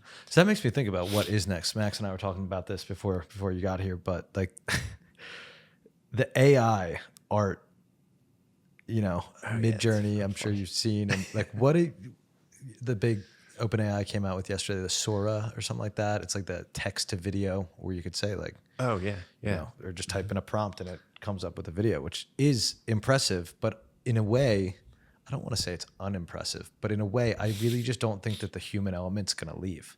I don't think so either. I just think that, you know, from like, like it, to me, if you told me that this same painting and then you recreate it with AI art, I think the one that in the future is going to have value is the real one, not the AI one. In a lot of ways, I think that I'm like, keep going, AI. Like, you're just gonna make my stuff and other hand painted artists or hand done work more valuable. Interesting. That's a good take. I like that. Does it impress you at all? Like and especially when you're teaching. Yeah. I would assume that your students are probably either talking about it or interested in it. I think they're interested. Yeah. Like, do they want to become AI artists? Like, I think digital stuff is really popular right now. You know, and I always try and throw in there, like, you know, like, listen, you can still paint. I always say, if anyone's, I try and like throw it out there. I'm like, if anyone's interested in painting, you can like talk to me and stuff more. But like, they're like, no, we're gonna draw on our iPads. Like, this is lame. This stuff. I'm just kidding. I don't know what they think, but like, it's yeah, no, I think that the AI stuff is it's pretty. I think it's impressive. Like, what people. I mean, I think anything that is creative and intelligent and like software engineers and like designers put effort into is like, I don't know enough about it to talk that much, but it's cool. I don't know. It's great. It's creative. I just wonder what's going to happen with the like moving forward, you know. I think it's like, is it going to take jobs of artists? You know, it's like, and part of me is like, no, you're never going to take away this. You're never going to take that away. But at the same time, like, even about like creating thumbnails or something like that on YouTube, or creating those type of things. It's like designs, graphics for, you know, promotional for promoting an episode here, for branding, kind of things like that. It's like, if you can generate 20 options in 1 second, if you're starting a company and you want to have new branding, it's possible now, you know, and that kind of scares me for the sake of artists. Yeah, I know. Yeah, I do feel for people in the design world for sure, and like the computer graphics, and I actually teach in that, believe it or not. Like, I don't teach painting or anything. No way. I teach like design and more like, I mean, some of it's hand done, but a lot is digital, like Photoshop, Adobe products, stuff like that. And it's all kind of, they work together, like the hand done and the digital. We use both. But I kind of, you know, I don't know. Like, I got out of graphic design. I did it in undergrad. And I do think about that. I'm like, I don't know like what people are going to do, like, because people don't want to, people always want to save money. Right. So like, you know, is a company going to be like paying a designer a good like wage to design something, or they're just gonna be like, well, we don't have to pay anything. And what they deserve, because I know, because it does take time. Have you seen any like the like Apple Vision Pro stuff? Yeah, I did watch a video of that coming out. It's crazy. I wonder if that's gonna. I also worked before, one of my other jobs working in crypto, and there was. I was in the big middle of the fucking NFT. Oh wow! Yeah, boom! Essentially, wild. Those things blew my mind. It's like, you know, somebody's paying $70,000, $100,000, $200,000 for this digital art, and like the way they speak about it is art, and then you realize like, oh wait, it was a money racketing or whatever, like scam the entire time. You know. Yeah, they were way overpriced. Yeah. That's an extreme example of perceived value. Yes. Yeah. And have you followed any of the stuff with like the Bored Ape Yacht Club?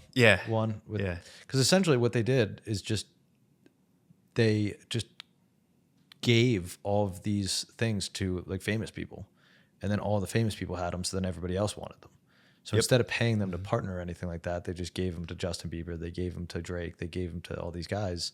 And then Smart. The perception is that Drake spent $250,000 on it.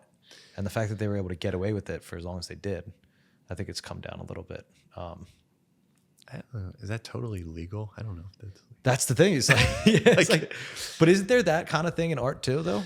Like this level of essentially, honestly, like money laundering. Isn't that the right word to use? That some people, will sell a painting and have a tax write-off and do Yeah. this kind of thing. Like, how does that, could you explain a little bit for people who don't know of it at all, like how that kind of process works, like what people do? Yeah, I think it's just I mean, first off, it can be, there's many different like intentions that people have to like buy art. And I'm kind of curious in that. Like, I don't buy a lot of art because I make it and my wife puts on our wall. She's Yeah. always lucky for that. But she always really loves that. But so I don't buy art. I would like to. Like, I would like to start buying it. And I'm almost interested in like, because of like the intention, like why I would buy something. Like we were talking about, like, is it the time someone put in, or is it just because I like it, or like maybe because it's expensive, I'd be like, oh wow, now I own something that's like $3,000, and maybe it's an investment in an artist who's going to go up. And like, so, I just think there's so many different, there's just so many different, reasons that people buy and collect art. I think like they're definitely, when you're buying things in the hundreds of thousands and the millions and stuff like that, that's like the top, like what, like 0.1% of the population, right? Yeah. That's able to spend $1 million on $1 million on that, Yeah. right? Like, Yeah. you got to be like, In their laundry room, like Drake That's or something. Like, that's another level. And so like, yeah, you could probably hide some money in those Yeah. paintings. it's funny when you sure. said, I didn't even think about it as an investment in an artist that's going to blow up. It's kind of Yeah. thinking about like, oh, like I really like what this guy's doing. I'm going to support, his next 10 paintings or something like that. And then maybe in 10 years, You can resell them, or Yeah. like even just maybe the idea of like, now you have one and it's like, cool. Like, now I bought his stuff when he was like not well known, and now he's like popular. And like I said, I don't know. I mean, from my perspective, people who buy stuff from me, well, I think there's at least in my experience, the people who buy work from me, I think they just really love it, and they like feel connection, and they want it. Like they want it in their house. They want it in their aura. They want it in their daily life. It's of value to them, right? It brings them something. So they spend the money, and they believe that, it's important to them, right? Yeah. And I think it's coming from a pure place. I think there's another group of people, and it's funny, we're talking, it's cool to hear about your mom, who's an interior designer or was. And, there's, I think, like a decorative component of art, right? And like, I mean, at the end of the day, like, it is so funny sometimes I think about like what a painting is. It's like, most times a rectangle, right? Or a square. And it's just like sits on your wall, right? And Yeah. you kind of look at it. Like, there's nothing really that, I mean, and again, like I'm always guilty of like downplaying stuff, right? But like, I mean, it's really like not that incredible. I don't know. I sound really like No, it's so funny. I completely know what you mean. And one of the funniest, back to psychedelics. So I'll tell a story. I haven't told it here yet, but it was the second time I ever tripped on LSD, and I was down the beach with a good friend, and I had some, we had the best day ever. I remember the exact day. It was April 4th, 2020. Nice. And it was during COVID. So it was like a couple months into COVID. So nobody was outside, even down the beach. Like, so we were biking around, and everything's awesome. Like the whole world, everything's so cool. And we're on this high where like literally we are. I mean, everything's all good. And then I just had some sad memories come up, and and it had to do with my mom, and just some like, whatever. Everyone's got bad memories of different things. And my mom's the best. I love my mom. She's the GOAT. She's the best. But when I was thinking about the sad part of my memories with her, I was looking at this painting that, interestingly enough, she had always said, like, that's me down the beach. She's like, this is me, because she loves the beach, and it's a woman in a dress, and she's kind of right by the water. And when I was sad and when I was crying, and this was like, I was getting there in the trip, and my buddy was like hugging me and holding on to me. Oh, cool. I was bawling my eyes out, and the picture, the painting, it was storming, like the painting was coming alive, and it was raining, and it was thunderstorming in the painting, and it was coming off the. That's so crazy. It was wild, wild. And here's the craziest thing. This is one of the other things that's changed my life. As soon as I started, I got all the tears out. I talked about, with my buddy, I was like, this, and this. And then I just started talking about what a legend my mom is and how she's always been there. And she's like my number one supporter. And I was just talking about all these like beautiful things about my mom. And in the painting, the sun starts coming out of the side of the picture. Oh, wow. And I'm just like, I'm like tripping balls and just like looking at this thing. That's pretty powerful. So powerful. And it was like, and again, it sounds silly now, but when I was in it, it was like, wait, this is how it's all about how you look at life. When I was thinking about all the sad shit, the world around me, my visual system was giving me feedback of being sad and scary and dark. And I think back to like, again, while you're here, what we talked about, like depression is such a scary, confusing, and dark thing to deal with. And just even being here and being willing to say that you're going to a therapist is going to help somebody. But it's those clouds get really dark. And to be able to live through that experience through a painting that taught me, wait, you can just try to look at the positive things and it might change, your outside system. That's cool. I mean, now I feel bad undermining it. But that's but that's the thing. It's like that's what somebody who's paying $100,000, like that painting from I think TJ Maxx, means so much more to me and will forever mean so much more to me. Yeah, and will have so much more value than anybody else could ever realize, because that painting did something like so powerful for me. Yeah, no, that's I mean, like I said, I do kind of was being a little bit insensitive towards my own. I mean, I think for me, it just being humble. Or like I just, I like to kind of put it in perspective what I do also, you know what I mean? Like, I teach art, I paint, like but I'm not like saving lives. I'm not like doing something super serious, you know what I mean? And it's like, I love it. It's great. Like, it's great for me. It's great for our family. Like I'm putting beauty out there in the world. In the text paintings, maybe in particular, I'm putting messages. Like I think like that's cool, right? Like maybe that's like helpful for someone, or I'm doing something that someone like picks up on. Yeah, and it is. And I gotta push back on the like you're not saving lives, because maybe you are. As a teacher, and as an artist, there's probably I would assume just the way that numbers are these days with the amount of kids that are depressed and dealing with things. I'm sure there's kids in your classroom that they look forward to. That's the best part of their day. Or that's their one escape, and you're teaching them something that's going to give them the tools for life to deal with their depression or to deal with all these things.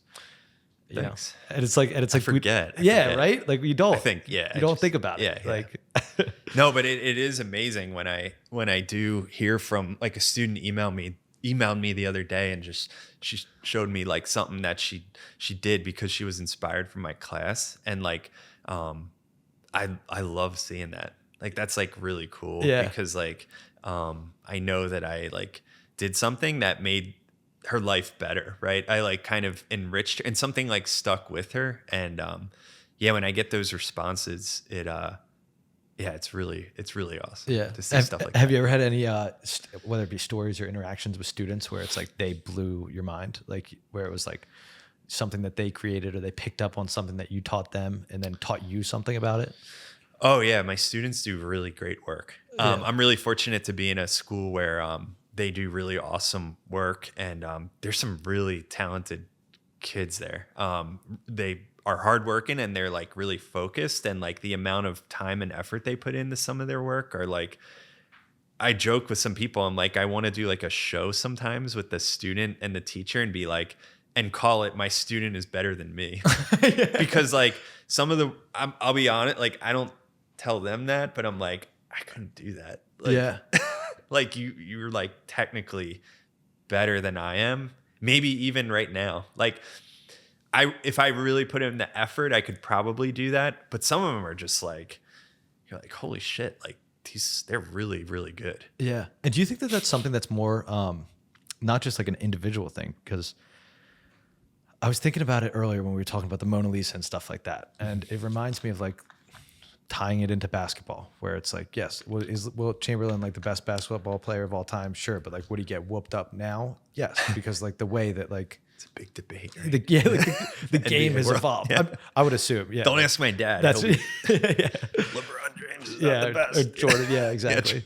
But is it something where like the future, like these kids, just because they had, whether it be iPads in their hands at an earlier age, or they had access to be able to be, doing all these kinds of things, is it something that isn't just like, a couple of them, but is it a trend that you see shifting where like artists are just literally just getting better and better as time goes on, or sharper and sharper? Oh yeah, that's a good question. I don't know. I think it's all over the place, which is interesting. One thing I've noticed is in skateboarding. I grew up skateboarding, and when you watch like skateboard videos, like I watch them today, and I'm like, these people are incredible. Yeah. Like they were obviously not doing those tricks when I was skateboarding. When I was like 15 and 16 in high school, like they've gotten really, really good. And like I'm like, it's like noticeable. I'm like, how does that happen? Like their like legs evolve, or like I don't know. And it's happening in like all aspects of life. I feel like youth, like kids are just getting better and better at so many, and smarter and smarter. And that's one thing I always laugh about. Like everyone wants to talk shit on the next generation. These kids are such brats. They don't know anything. They're this. And I'm like, yeah, like maybe they do. Yeah. Maybe they know more than you. Exactly. So like, and they're probably a little bit more well prepared for what the future is going to bring. Because I've been on this thing lately where I just wrote this big long research paper about how the future of technology and AI and all that Vision Pro and all this thing, these different things is going to radically change our world, like the reality in which we live. And these kids have been growing up since they were like, when I see a 6, 7, 8-year-old or even 2, 3-year-old with an iPad, I'm like, they know what they're doing on that iPad. Yeah, my son is 18 months and he watches Elmo, and when he wants to see Elmo's face on Spotify, he knows to pull it down now. He's been on the earth for 18 months. That's nuts. That's crazy. And maybe they're I actually shouldn't let him do that, but no. But it's like I didn't know how to pick my nose. Like when I was that young. And same. Like, yeah. These kids, they just, and again, whether it's going to end up being a good thing or a bad thing, who knows? But I did want to actually we'll take a quick break because I got a question about your son. Yeah, sounds good. People Talking Sitting Down podcast, episode 18, coffee ad, take 1. Good talk. Thank you so much for tuning in to episode 18 of the podcast with Matt Higgins. A couple different things. To support the podcast, we partner with Drip Coffee, local coffee brewery down here in South Philly. Blaze, Connor, Sal, great guys. And, we were really excited to do this partnership. So we've got the Positivity Blend, medium roast with toffee, milk chocolate, smooth as hell. Guys, thank you so much for supporting the podcast. We have a link in description to buy the coffee. Please subscribe to support. And then also, huge thank you to Matt Higgins for coming in for this episode. If you want to support his art, we're going to have a link in the description. And it's beautiful. So guys, thank you. We appreciate it. And here's the rest of the conversation. We talked about, in the quick break we just took here about the fact that you go to therapy, I go to therapy. And I was saying, I would love to hear about your process with that and what that was like, because with this entire thing, it's all about, again, destigmatizing the conversation around mental health and men's mental health. And the fact is a lot of men struggle, to open up and to get into therapy in the first place. Yeah, it is. I don't really get people who like to me, I'm like, why wouldn't you go to therapy? Like therapy kind of like, I don't look at it as, well, I guess you go to therapy if you have a problem, right? Like that's why like you would go. If your life was perfect, you probably wouldn't need something like that. So, but I look at it as like, my life is really great right now and I still go. So for me, it's like, I think there's different like levels of therapy, and like, I'm in more of like a maintenance phase right now where I'm just like, I'm going maybe once a month, maybe twice a month. And I'm just like, I'm just going to continue with this thing that's been helping me. Like, why not? Yeah. Did you always go, or did you go like much more often, starting out? Yeah. So when I first got sober, back when I was 21, I would go pretty often, pretty regularly. And It was I think I went once actually when I was in high school, like once or twice. My parents took me, and it was cool. Like I was glad that they took me. It was really nice of them to just like think of that and like know that I was having some struggles. But I was really closed off. I think it was just confusing. Even talking about like not even knowing how to like name emotions or anything. It was just so abstract. I remember the painting on the wall though. So Is it that funny? believe it or not, yeah. But not much else. I remember it was a woman. I don't know. Like, you know what I mean? It didn't really imprint anything for me. Yeah. And I wonder I mean, you know, you're probably 16, 17 years old. It's like, how do you even start that conversation in therapy?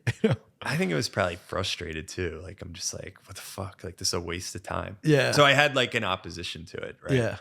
And I guess like for men, you know, talking about that, it's like, well, I mean, the classic thing is like I don't need help or something, right? Like that's a sign of weakness. There's all those like things that you hear. I don't think I necessarily like had that actually. I just think I you know, like I said with drinking and doing and using a bunch of substances and like really hitting like I look at it as like a spiritual bottom. Like I was just like, I use the analogy of like I was trapped in like a well and I was just like looking up and I was like, how did I even get here? Like I kind of knew, but I was like,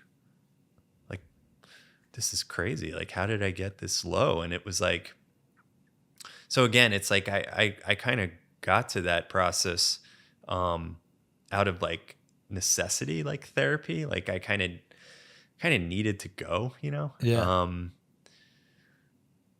And I was, you know, it's funny with the drugs and alcohol. I think like they like kind of forced me in, and I'm now grateful for that. You know, I'm grateful I didn't like die or harm myself or, you know, do anything or harm anyone else during that time.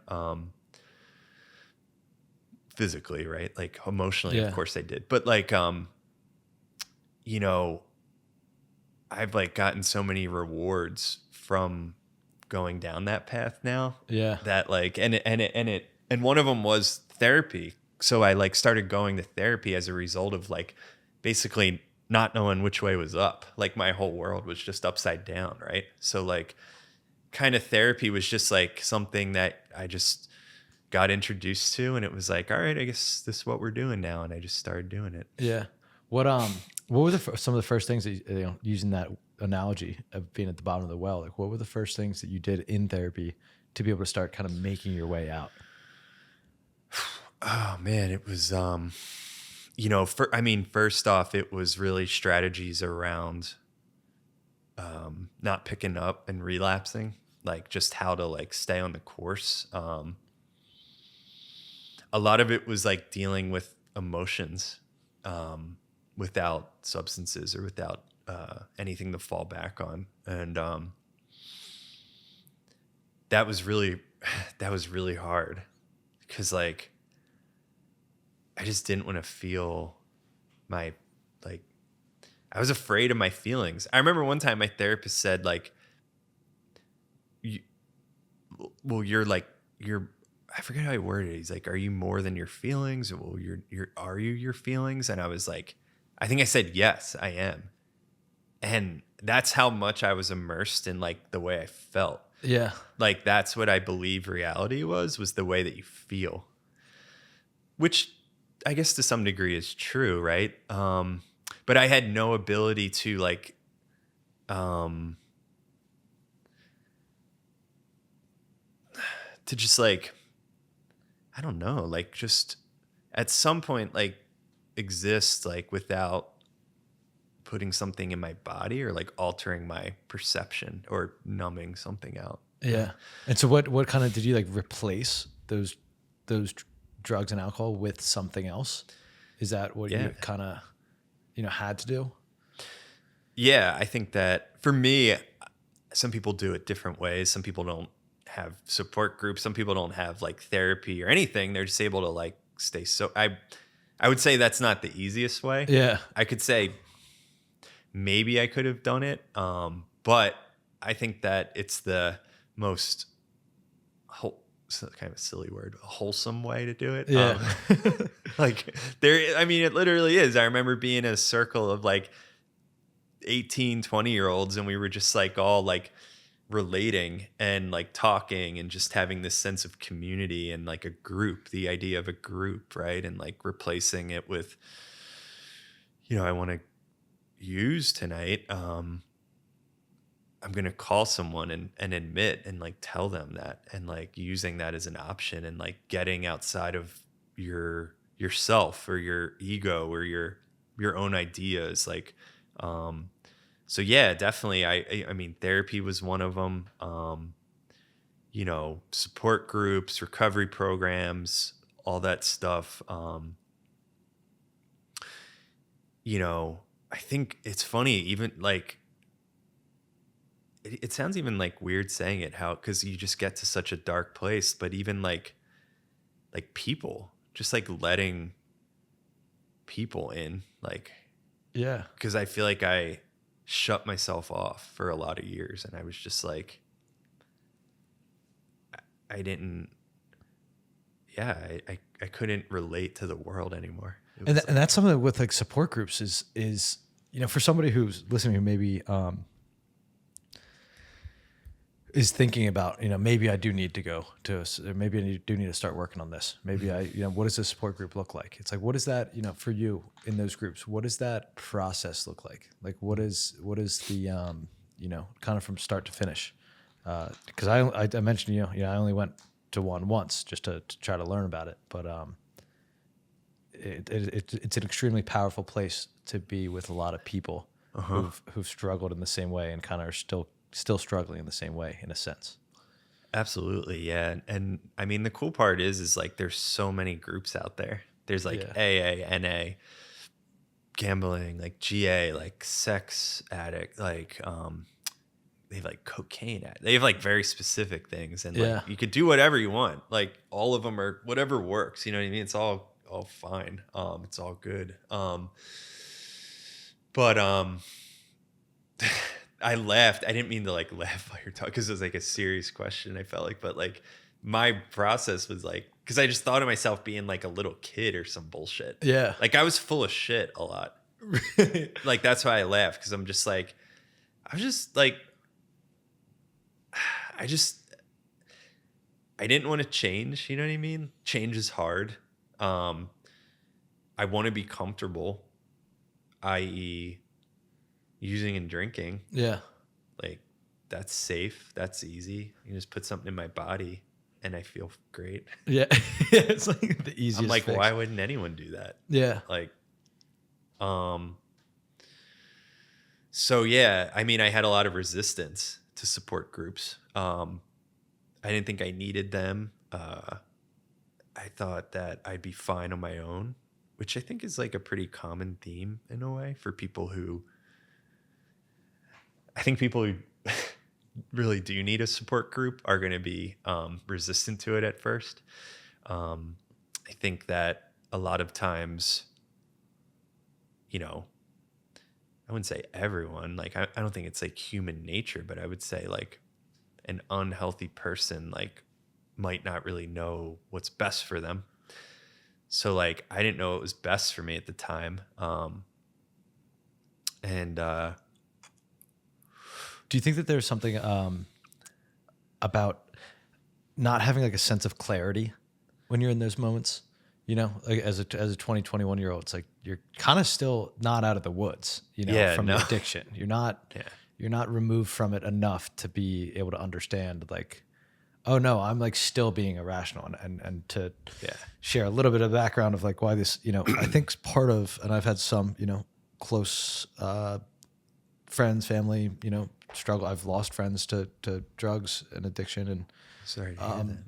Yeah, I hate it. I hate it for everybody. I have too. Yeah, it's like everybody has. It fucking blows. And sorry to be, so brash about it, but it's like the way I've described it is like I think a lot of those drugs are capturing like your soul, and they're tormenting Absolutely. you, and they're driving the bus. Oh yeah. And they're fucking with you.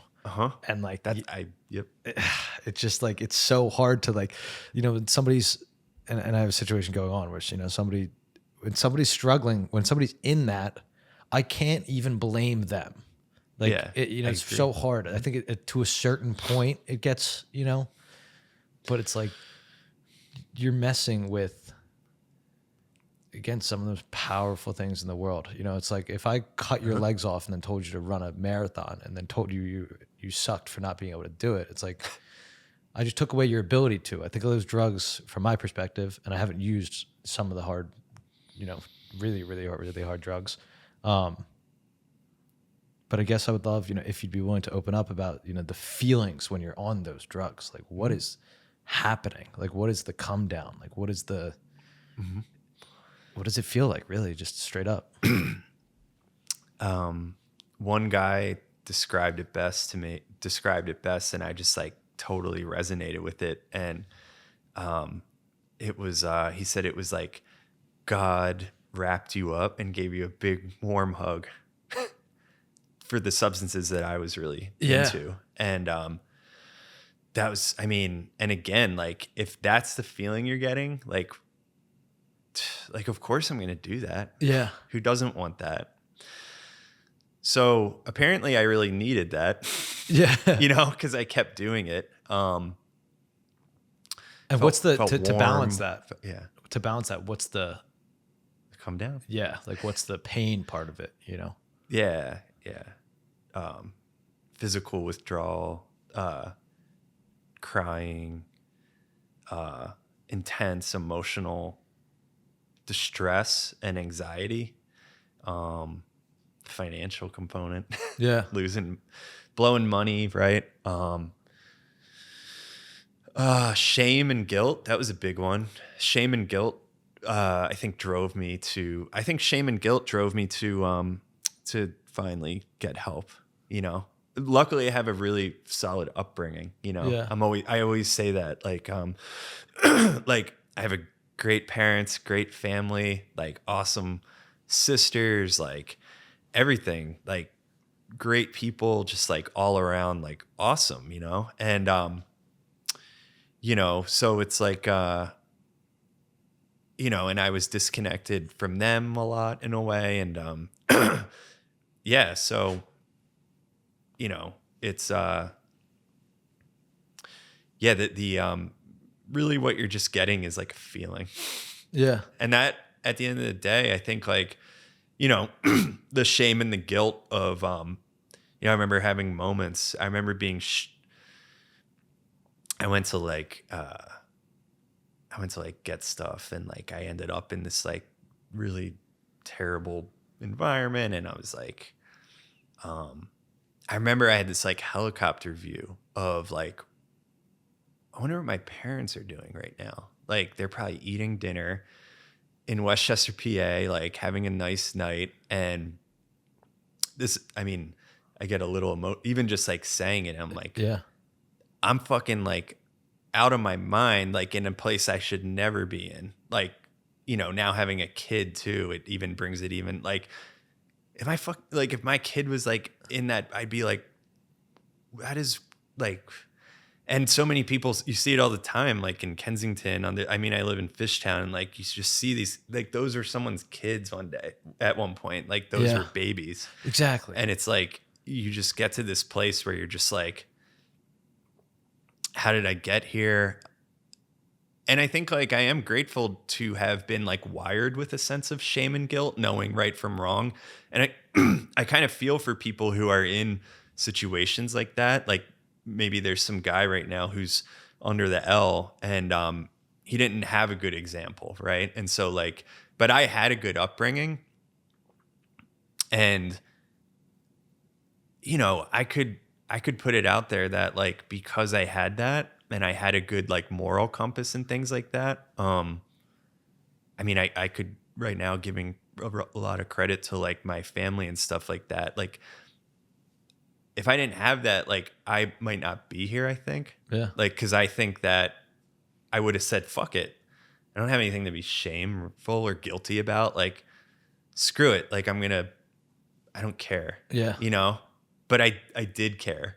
And I think that was the tension while I was in that space. That was the hardest, that was the most painful place for me, because there was an ambivalence in the beginning and a freedom of like doing whatever I want. And like, oh, like I can do these substances. I get, you know, like run free. And it was like freedom. And then all of a sudden it was like this awareness and this tension.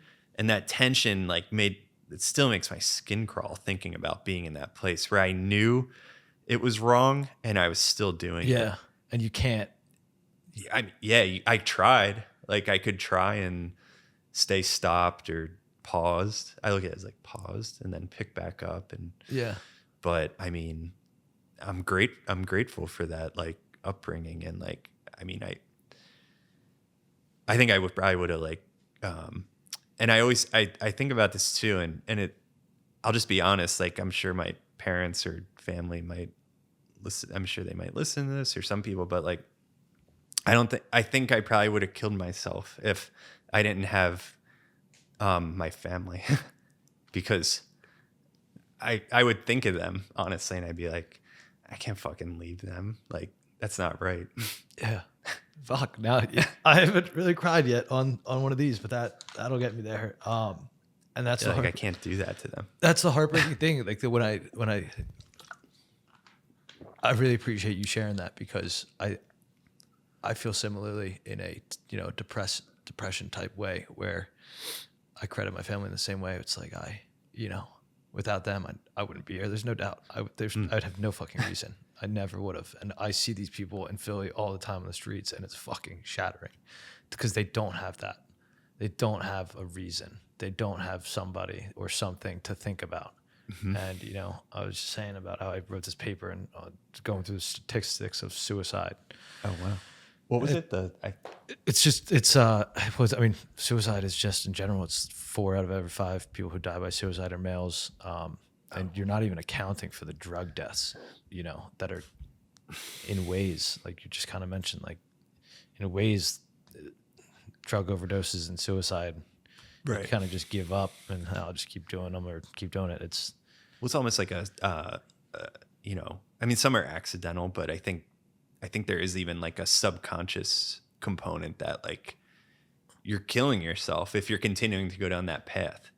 And you know what I mean? Like you're not intentionally, it's not like you're making that decision, but you're kind of committing suicide, because it's like a slower, yeah.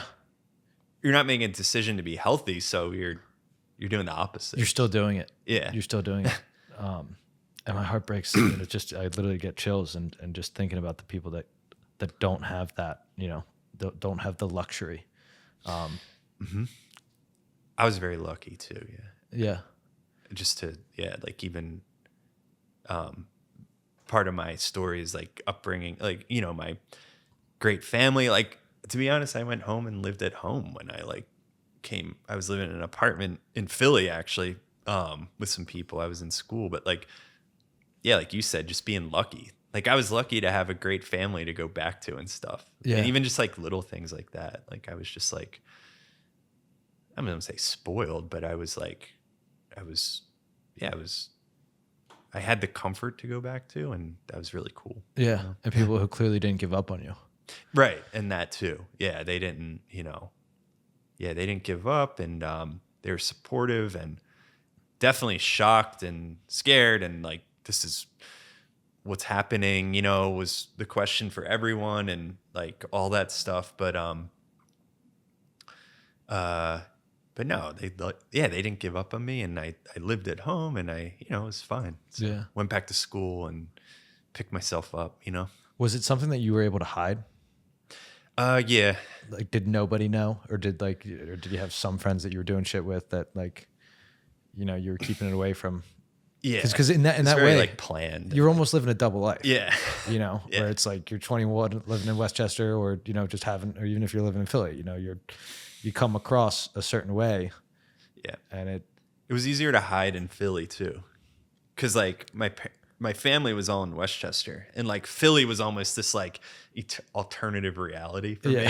It was like, it's the city, and it's like, it's so different from where we grew up, like out in the suburbs. And so all together it has this like vibe to it, the energy. You're just like, wow, I'm in a different place. This is, so already the city was an escape, I feel like. And then put all the other stuff in, and it was like in this whole other world where I could, it's just like, it's only 45 minutes away, but when you're in that place, it's a lot further, it feels like, because you can really shut yourself off if you want to. You know? So I have a really hard question for you that came up when I was meditating, and I thought about whether I'd ask it or not. That's really cool. But if in a hypothetical situation, who you are today, the man you are today, the family that you have today, which it's so awesome just to see your smile when you talk about your wife and your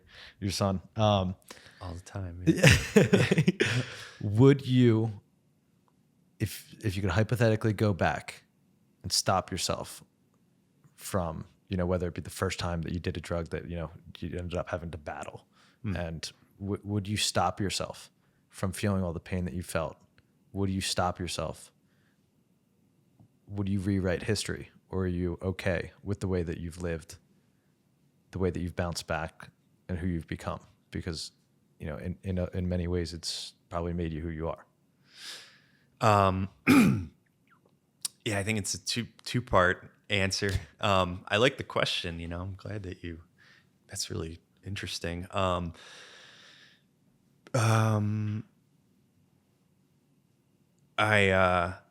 regret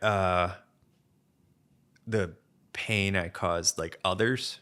Like I wish I could take that back. Like how I talked about the neglect and stuff like that, and not being as present, or like putting my parents through like nights where they were not sleeping well, I'm sure. And my mom, I'm pretty sure, she would tell me like, and just like that stuff of like, dude, like leaving the house and then having my mom work, and like I was just in my own world, so like I didn't know, but like I kind of knew, but I would definitely take that stuff back.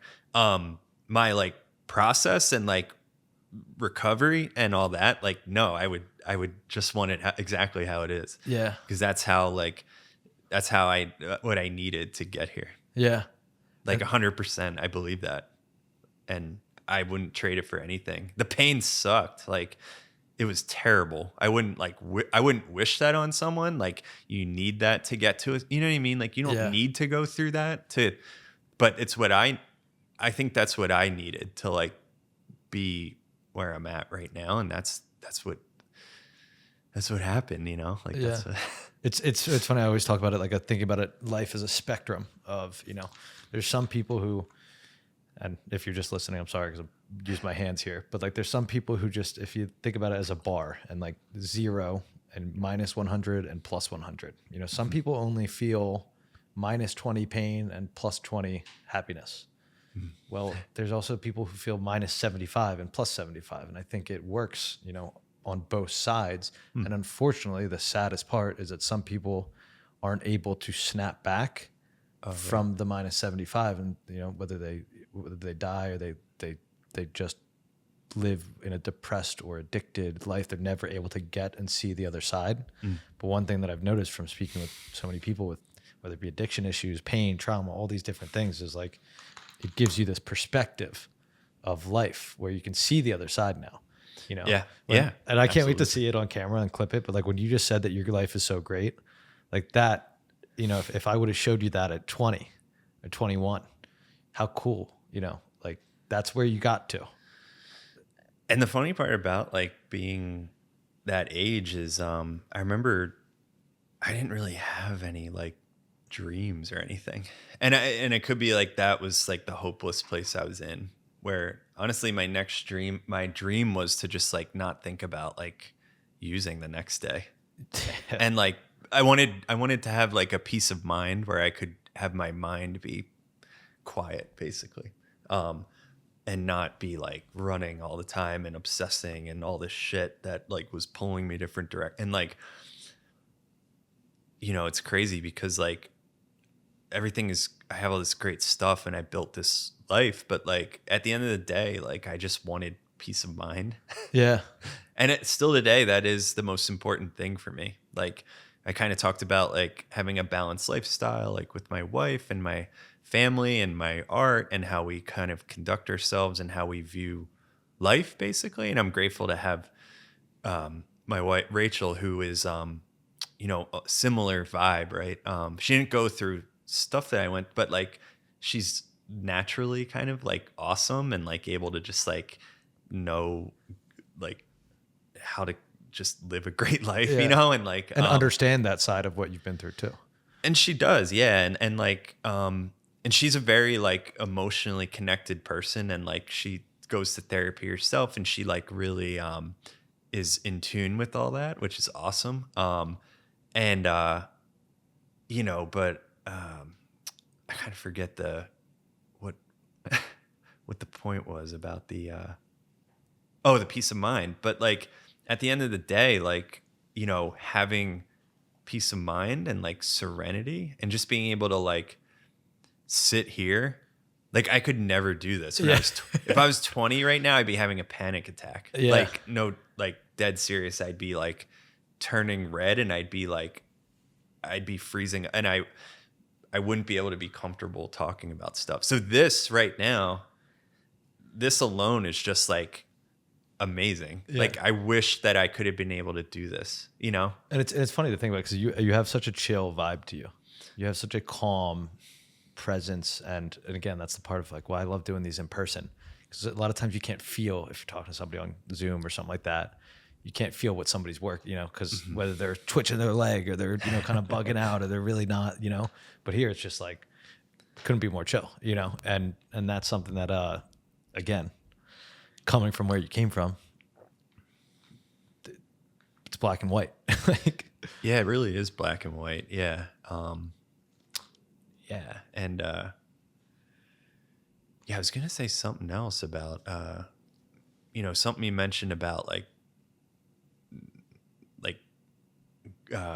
you know, just like being able to like keep, you know, like what with the would I have like changed it or something like that, and or the you know, like just wanting peace of mind.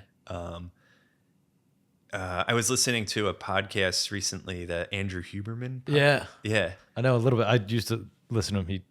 He's so smart. It's Yeah. like crazy to keep up with. I know, yeah. I love it. I talk about like learning is great, listening to that. And he was talking about something about in the brain, like new studies on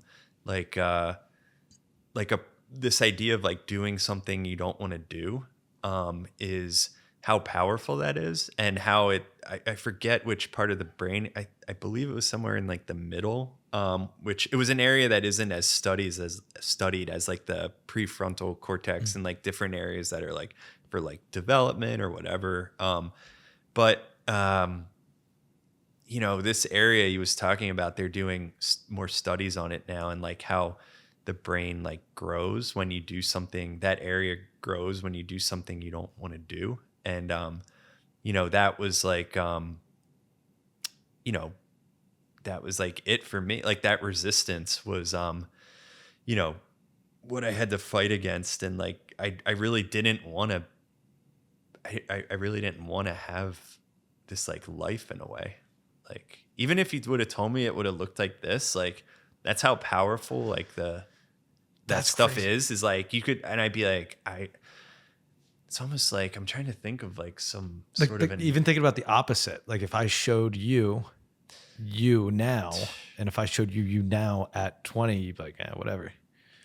dude, like I was so, and I hate to say, I want to look at myself like a little bit better and be like, well, maybe but like part of me like at the time would have been like, I want to stay like right here. Like, and just like, it's almost like this thing. I'm not going to do a good job explaining it or like have the right example, but it's like you have this like, it's like you can like, you're going to survive if you like go here, you know, it's like through like I don't know, you're like stuck on like I don't know, like a like ice, and like the ice is melting, and they're like, there's a boat coming by, and they're like, dude, like you got to come in here, like the ice is gonna fucking melt eventually. And you're like, no, like I want to stay right here. It's like, well, all right, like you're gonna eventually, it's gonna melt, you're gonna drown in the ocean. And it's like, but I had this idea that was home to me, and like this idea of, like I said, like God's arms wrap, like that's really like,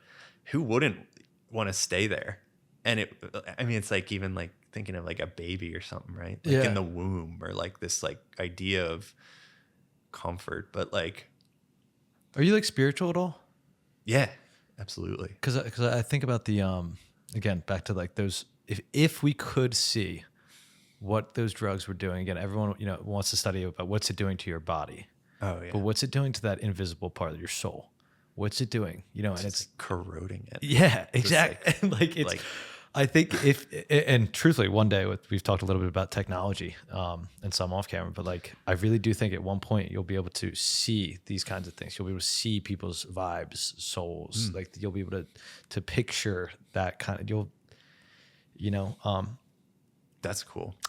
Yeah. I just think because like I think if you could see that, you'd see that there's demons fucking ripping that soul apart. Oh yeah. And I think that that kind of visualization, even maybe thinking about an art or like a painting kind of idea or something, but like those demons, they're strangling that soul, and everybody wants to look at it. It's like, oh, that addict. Like, no, that guy's like literally being choked right now. Yeah. And he's trying so fucking hard to breathe. And thank God he's still breathing, It's like almost a little, I don't know. I don't want to be like too like toxically positive with this kind of thing, because it's really hard for people. I don't want to be overly empathetic of the struggle, because some people do just need to fucking stop. Yeah, some I people agree. have 100 and I was gonna chances. touch on that too, but no, I do agree with you, and it's like it can be like romanticized or something, or like, oh, like he's like suffering and like, he can't help it. It's like, yeah, you can. Yeah. Actually.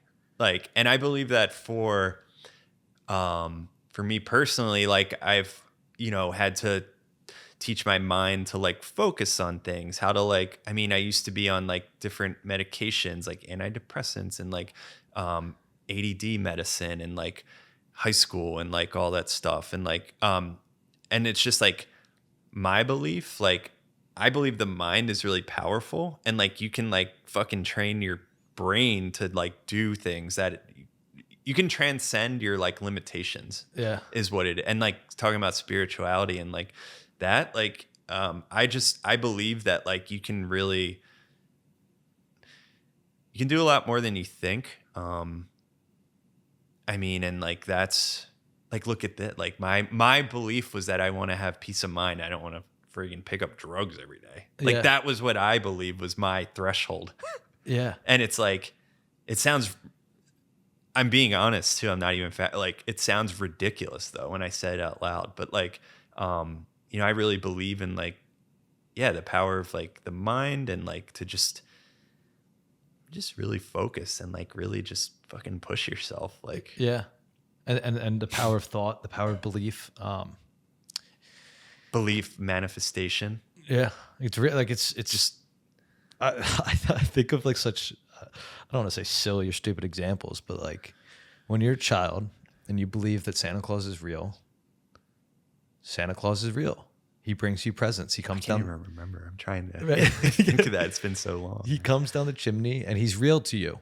In your world, you don't know, but he's very real. And another example I talk about is like these people in Philly who are talking to people who aren't there. They are seeing those people and they're having conversations with those people. Yeah. We're just not seeing them. So like they believe that those people are there, and in their head and in their mind, they are.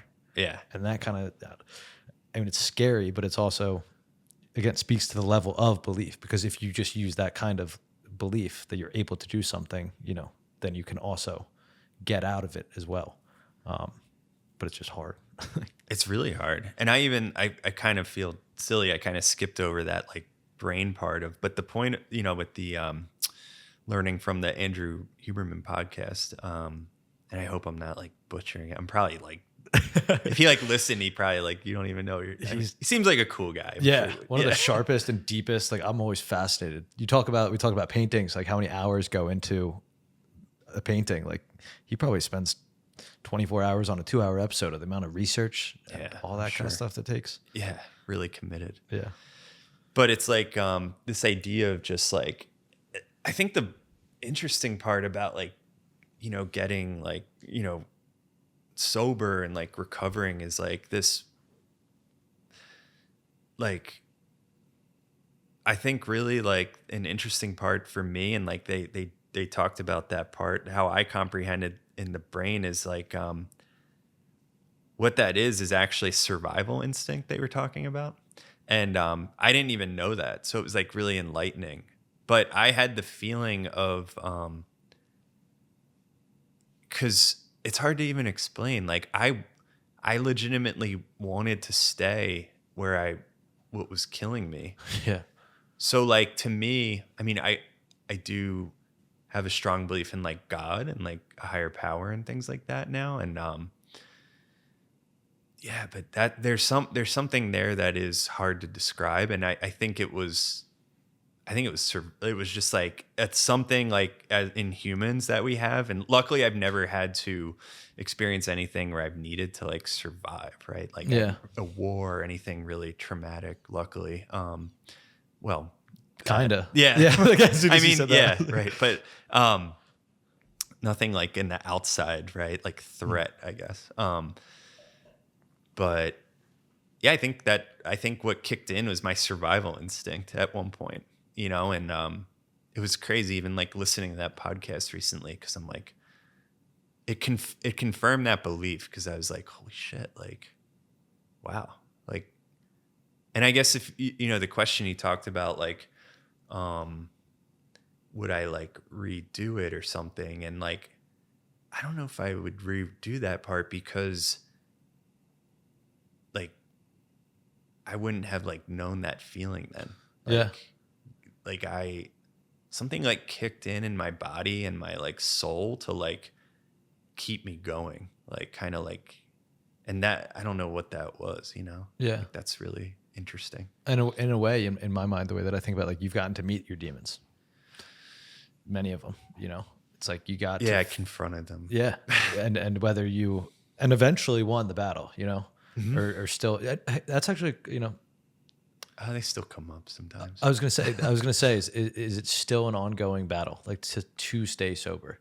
Is it still an ongoing battle, or are you just like, this is life? This is, you know? Yeah, it's not an ongoing battle to like not do substances or like into like that. Like I just believe that like luckily, it's almost like a logical thing. I'm like, that's not gonna do anything for me. Yeah. Like I feel like I can act out in like other ways and like feel like shit and like feel like senses of like self-pity, or like those initial feelings will come back. And for me, I believe those are like mini like emotional relapses, I would call them, where I go back into depression, I go back into like self-pity, or I go back into anger. I struggled with anger a lot when I got sober, because like, you know, you're stuffing it down for however many years, and then it like comes up. It's like, yeah, dude, like there's gonna be some holes punched in the wall like that year, and like recovering, and like that stuff still comes up.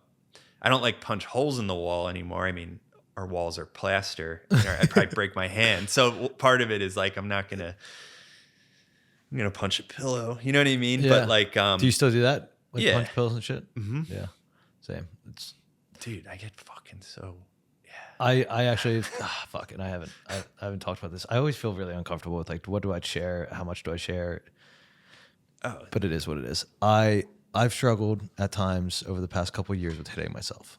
With what? Hitting myself. Oh, I used to do that. Yeah, I will elbow my legs, my fucking knees, hit myself in the head, and because of that have looked into it and studied again. Like it actually is releasing. You're feeling this pain. You're feeling this energy bubbling up in your body, and striking yourself releases that, and it actually feels good. Like all the neurons and everything like that. Like it's a good dopamine hit. and it's, Yeah. so which it makes sense. But I try to, again, as I mentioned about like throwing fucking index cards across the room. Like in my mind, I'm like, all right, was that a little childish for sure? But like, at least I wasn't punching myself. You know what I mean? It's kind of like I agree. trying to take that. But I used to do that too. It's cool that you shared that. That's like a really vulnerable thing. Like, yeah, I remember talking about that in therapy. Yeah. Well, thanks for also sharing, because it makes me more comfortable. I mean, you've made me comfortable enough to say that, because it's I can see and feel and know that you've dealt with these things in the anger sense. Yeah. Yeah.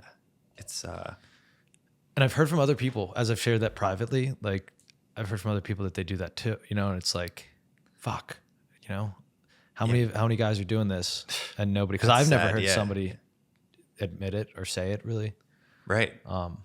That's a good point, right? Because like if me and you are saying that we've done that, I believe that like for me, there's like 1,000 other, right? Yes, that yeah. are wired like me. So I'm like, oh man, that's sad. Like, Yeah. and how many people aren't even like they're not even like acknowledging it. They're just stuck in those behaviors is hard to think about. It's fuck, it's what this making me, it's almost like a therapy session for me. It's like like, it makes me comfortable, it's just, and I feel, fuck, I'm ruining all of this, but like I feel so uncomfortable sometimes hosting a mental health podcast and having fucking mental breakdowns, because I've said, and I said it in like one of those newsletters, but like this has been one of the hardest things ever for my own mental health, starting a mental health podcast. And it's like very backwards. And as I'm flailing, because I feel like lately I've been floundering and just, in my head, it's just like, shit's not good. How do you go out there and fucking, lead the charge? Not lead the charge, it's not what it is. But like, how do you go out there and try to, post about destigmatizing mental health when you can't even handle your own, I mean, I think you just like, you kind of just do it with like honesty, and like, if you love to do it or you just like are interested, then it's fine. Right. Yeah. I think like there's so much, we're so like hard on ourselves. Like the hitting and stuff like that that's like the epitome of being hard on yourself. Yeah. You're fucking punching yourself in the face. It's literally, can I hurt myself? Yeah. Like that's like, that should give you like a pretty red flag that you're like probably a little hard on yourself, right? Like that's a good way to put it. So yeah. So like, I think some of your, and like mine was just like, just being like easier on yourself and like self-love, right? And just like gentler with your, like, it's like, yeah, like and like, I guess for you too, just like not, just being so like critical of your, like I can still be like, if I like make a mistake, I'll just be like, I'll tell my wife, like, I'll just be like, sometimes I'll just like let loose, and like, she's like awesome for just like hearing it and stuff. But, and then I'm like, I'm like, I feel like a fucking piece of shit, like idiot. Like I'll say like all these words and I'll just like destroy myself. Like and part of me is like, that's not healthy to do that. But then I'm just like, dude, like whatever, like you're just being honest. Like you got it out there at least. Interesting. So like in terms of like the drug part and like like I don't like think about, but I'll like fall back into that like self-hate sometimes and self-criticism. And like, I mean, that's why I did what I did. Right. Yeah. So yeah. So like I'll fall. You almost kind of fall, like you said, fall back into it without using the substances and just using whether it be words. Cause you probably, again, being assumptuous, but like, at that time when you were doing those things, like you didn't have to curse yourself up and down because you could just do shit. You could fucking get a fix real quick. Right. So like I didn't have to like even confront that, or like I didn't even have the opportunity to be angry. Like is how I look at it. And like now, yeah, I have so many feelings and like all that, but you get used to like navigating them over time. Right? Yeah. What it's funny you say that about, because the feeling of anger is one that I think person I didn't access growing up. Yeah, me neither. I don't know. And then it just happened. Like now when it does happen, it's there's a weird, I'm like thankful that I'm able to be angry. Yeah, You know? I get it. I think there is like an allowance of, I think there's like a vulnerability to it. I've turned to like, I guess like sadness. I've heard sadness turn inward is depression and sadness outward is anger. I've heard that from someone. And either way, it's sadness. I mean, I more internalized it growing up, I think, and I just stuffed it all down. But now I'm just like, I resort more towards anger these days for some reason than depression. And part of it is like, there's like a vulnerability towards like anger. I don't know. There's a stigma towards it maybe. Like if you're angry, you're an angry person, right? Like I think like, at least that's maybe just processing it. I'm processing it right now in the moment, like why I felt uncomfortable too with it. Like you said, like, I think because it's like, if I show anger, then like I'm an angry person, but I've learned to be like, no, it's just like part of you. Yeah. I'm not an angry person. Yeah. Like People I'm not, get not angry right now. Yeah. This is bullshit. Like I love what you said about the inward and outward. I've never thought about it like that, but that's so on point. yeah, like you just stuff it in, right? Yeah. Anger is like index cards or Yeah. wall or Because that's one of the things Yeah. I haven't done it yet, and I will at some point in my life. But getting into some sort of like martial arts or boxing or something, just hitting something in a organized, yeah, constructive I did way. boxing for a little bit. Yeah. It's cool. Yeah, Yeah, good way to get those feelings out. But I guess one last thing I want to touch on with this painting right here to your left, my right. And we're gonna get we're definitely gonna get a picture of this so we can get it a little bit brighter. But it's a hard one it's a lot of weird. It reflects the light in a weird way. I love actually that we're gonna end with it because it says right here, keep going. And I think that from our conversation today is what I've taken from it. Like you as a person have kept going, over all of this and have been willing to share, which again, we talked about like people, it's really uncomfortable to share sometimes. And people today, you don't know who is thinking or watching or whatever. And it takes fucking balls. So sorry. Well, it takes a lot, to set this up. And like you said, it sounds like it's challenging for you. And so I think it's, for you to do it is really respectful. Thank you. You've made it a lot easier on me today, to be honest. Oh, cool. Glad to hear that. And this is really gonna help me in the coming weeks. And we're just doing this live on camera, but like I'm gonna be hitting you up. I'm gonna be leaning on you in a way, because I got a lot to learn and a lot of growing to do. Yeah, let's do it. I need to keep going.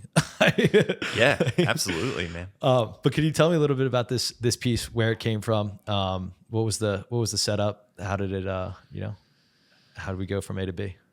Yeah, so this painting, it's funny because I wanted to bring, this one's from 2022, so it's like more recent. I think this is from 2018.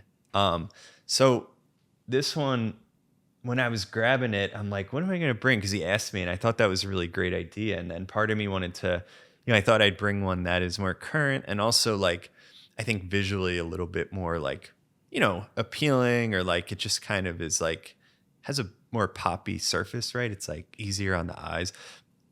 But I'm like, you know what? Like, let me bring this one out of the basement actually. And this one I've always held on to because, honestly, you can look at the back of it and like the bottom and the sides, right? They're all like not that pleasant. There's like gritty like fingerprints on it and shit. Looks like something weird was happening. Like, I don't know, but this one, the keep going is like you said, it's a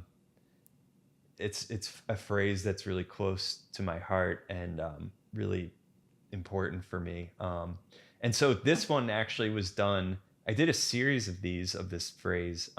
There's a bigger painting of it that's like 50, 60 inches on my website. And I really like that painting. Actually, I did that one after this one, but this one kind of came about. I was living on my own after grad school. I was living with a friend of mine, really awesome guy who just let me live out in Port Richmond. Sorry, I wasn't speaking in the No, it's okay. It'll pick up. All right. I was living in Port Richmond and teaching, and he was a really great friend. And he let me live there for like cheap, and I had an art studio, and I was like out of grad school. I wasn't making a lot of money, and it was exciting when I was finished school and I was like, in the city and stuff, and where I wanted to be overall, and doing what I wanted to do. Like I was painting and I was teaching, right? Like that's what I set out to do.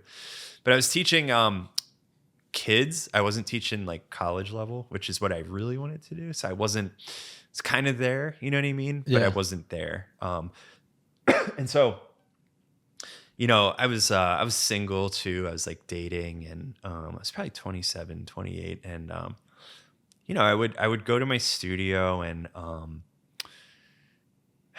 don't know. I kind of felt pretty lonely at the time. Like I would just, I think I like painted this on like a Friday night, Really? Yeah. Like I would just, kind of, I just like go back to doing what I knew how to do. Like I always painted alone, and I always like, it was always my, my outlet, and, something I could always fall back on, was like painting. And so, so there I was again, and I was kind of working on this stuff, and it was Friday night or Thursday or something. And, I didn't really have much going on, and I would just come to the studio and I'd like whittle away. And, there was a bunch of other stuff underneath this. There's like spray paint on the sides and just like all this other stuff. And, it was, like I said, it was, I was doing all right, but I didn't feel that like great, honestly. Like I was still like, I was obviously sober, and I was like, had a place to live, and I had my family. Nothing was like wrong, but I was just like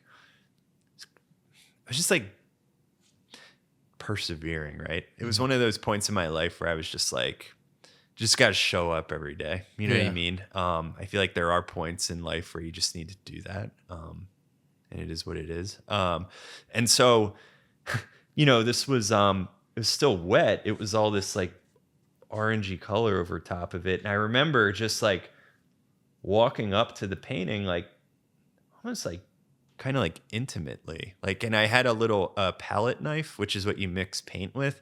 And the painting was still wet, and with the edge of the knife, like barely even like legible, I just all of a sudden like scraped the words, like keep going, No way. like twice. And I just like I had made text paintings in grad school, and my grad school show was text paintings and stuff, but like I kind of went away for a while, and I feel like I went back and like did this, and it kind of like set off the like text work again. And out of this, like I feel like this painting almost was just like this, like even like the way the words are and stuff, like it picks up part of the stuff, and there's like these gross like drips. Like I think this painting got worked on like underneath of another one, and it was just like getting dripped on and like neglected, and I just picked it up and put it on the wall, and like it was almost like this like last effort to just like write it into the painting. I was like, like keep going, and I just like wrote it. I was like, I'm gonna write it twice, right? Because I really need this reminder right now. And it was like written with the edge of a knife, like. That's so wild. It was. I didn't even pick that up. Just looking at it. It's like, when oil paint is wet, it stays wet for a while. You can like carve in and see the stuff underneath. So, and again, like I think I always look back at this painting because like, I've always kept it around because like, it's not the most like beautiful. It's not the most like jump out at you, but it's really honest. You know what I mean? Yeah. Yeah. And the message, I mean, I don't know. It's just so needed. It's so needed. Like I need it right now, I like, and like you said about if you're feeling one way, if there's 1,000 other people, there's a lot of, it's so blatantly obvious. Everybody in the fucking world right now needs to keep going right now. I feel like we're in society just going through this growth period, and Yeah, I agree. Yeah, there's a weird undertone right now. yeah, it's like I gotta say, People are having a hard time. Yeah. Like, I think the world is having a rough time. It's and I've brought this up before, but it's the way that I look at it. I look at society just as anybody else. It's you had to go through your hard times to get to where you're going. I think we have some like I'm an extreme optimist. Like I think the future is insanely bright. Yeah, that's Like awesome. insanely bright. But with that, I'm also realist that if that's the case, I think we need to go through some hell first. And I think that's happening. Like, I think that that's what this is. And everything, whether it be the wars and everything going on and the potential, the fear of, like, are we just going to get into World War III? Like, does anybody, like, Yeah. I don't fucking know. I hope not. Yeah. But I'm also like, I hate to say it, but I feel like it like would make sense in a way. Same. Like, And I hate yeah, that. I know. I hate Like, that. well, I could see that happening. It's weird. I've had real, like, serious, deep thoughts about, like, if that happens, like, I'm in the middle of the city, Yeah. and it's weird. I've thought about it too. I'm just like, Isn't that it exactly? Isn't like everybody's probably thinking about it? I know. I'm like, well, and a part of it is like, it's just kind of out of control. I'm like, you're just not going to make it. And I hate to be like that, but it's like, if that happens, like, it's like game over. It's going to be like nuclear and shit. So like, I don't even, Really? I don't know. No, It's going to be gnarly. it's funny. I think I believe in well, not even to believe. Like now, the government's literally saying there's like interdimensional beings and different dimensions that are interfering with things, and like I really do think the power of nuclear weapons would be stopped by outside forces, by non-human forces. I really just think that there's something that just came out yesterday about in like 1962 or something like that. They were doing like one of those practice nukes and it got blown up. There's like a video, apparently extremely classified, of like some laser beam blowing it up in the 1960s, which never would have been. Oh my God. Nobody would have been capable of. But I don't know. I'm like, I think that there's just like believing in God, it's just like, I just believe in this higher power. I think that good outweighs evil. Yeah, And I agree. think, I think both exist, but I just really do think that, the light wins. Like, Yeah, no, I totally agree. I'm with you. Like, I didn't want to be like nuclear war, like, but like, yeah, no, I totally believe in just like positivity and like you just like keep going. I mean, I feel like I'm like advertising, but like it is true. You just like I don't know, dude. Like so much of my life has just been like fucking showing up like every day, and just like literally like get your body there. Yeah, get out of Like, bed. That's a good point. It's honestly even tying it back into like, there's people over there right now.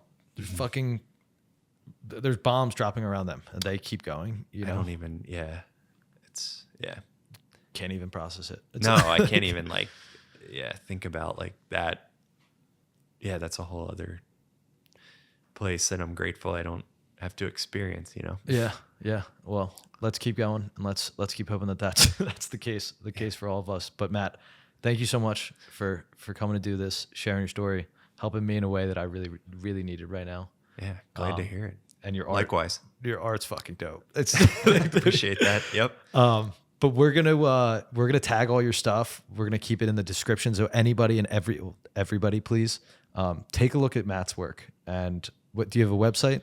Yeah, just my name, matthigginsart.com, and the Instagram is Matt Higgins Art. Everything's Matt Higgins Art, So Philadelphia. Yep. Well, we're gonna post all those links, and my hope and goal and dream is just that one person buys something That'd be great and supports your work. I love when people, buy stuff, and it really, it just makes me really happy when someone, buys it and they have it on their wall, and I just know that it's out there in the world, like doing something. Like I'm like, it's the coolest thing. I'm like, wow, it makes me excited every time. So That's awesome. Yeah. Well, Matt, thank you so much, and we'll do it again. Thanks, Hopefully, let's do it in your studio. That'd be great. We'll get some cameras in there, Max. The lighting's okay. So All right. yeah. See you guys. Thanks for listening. Thanks.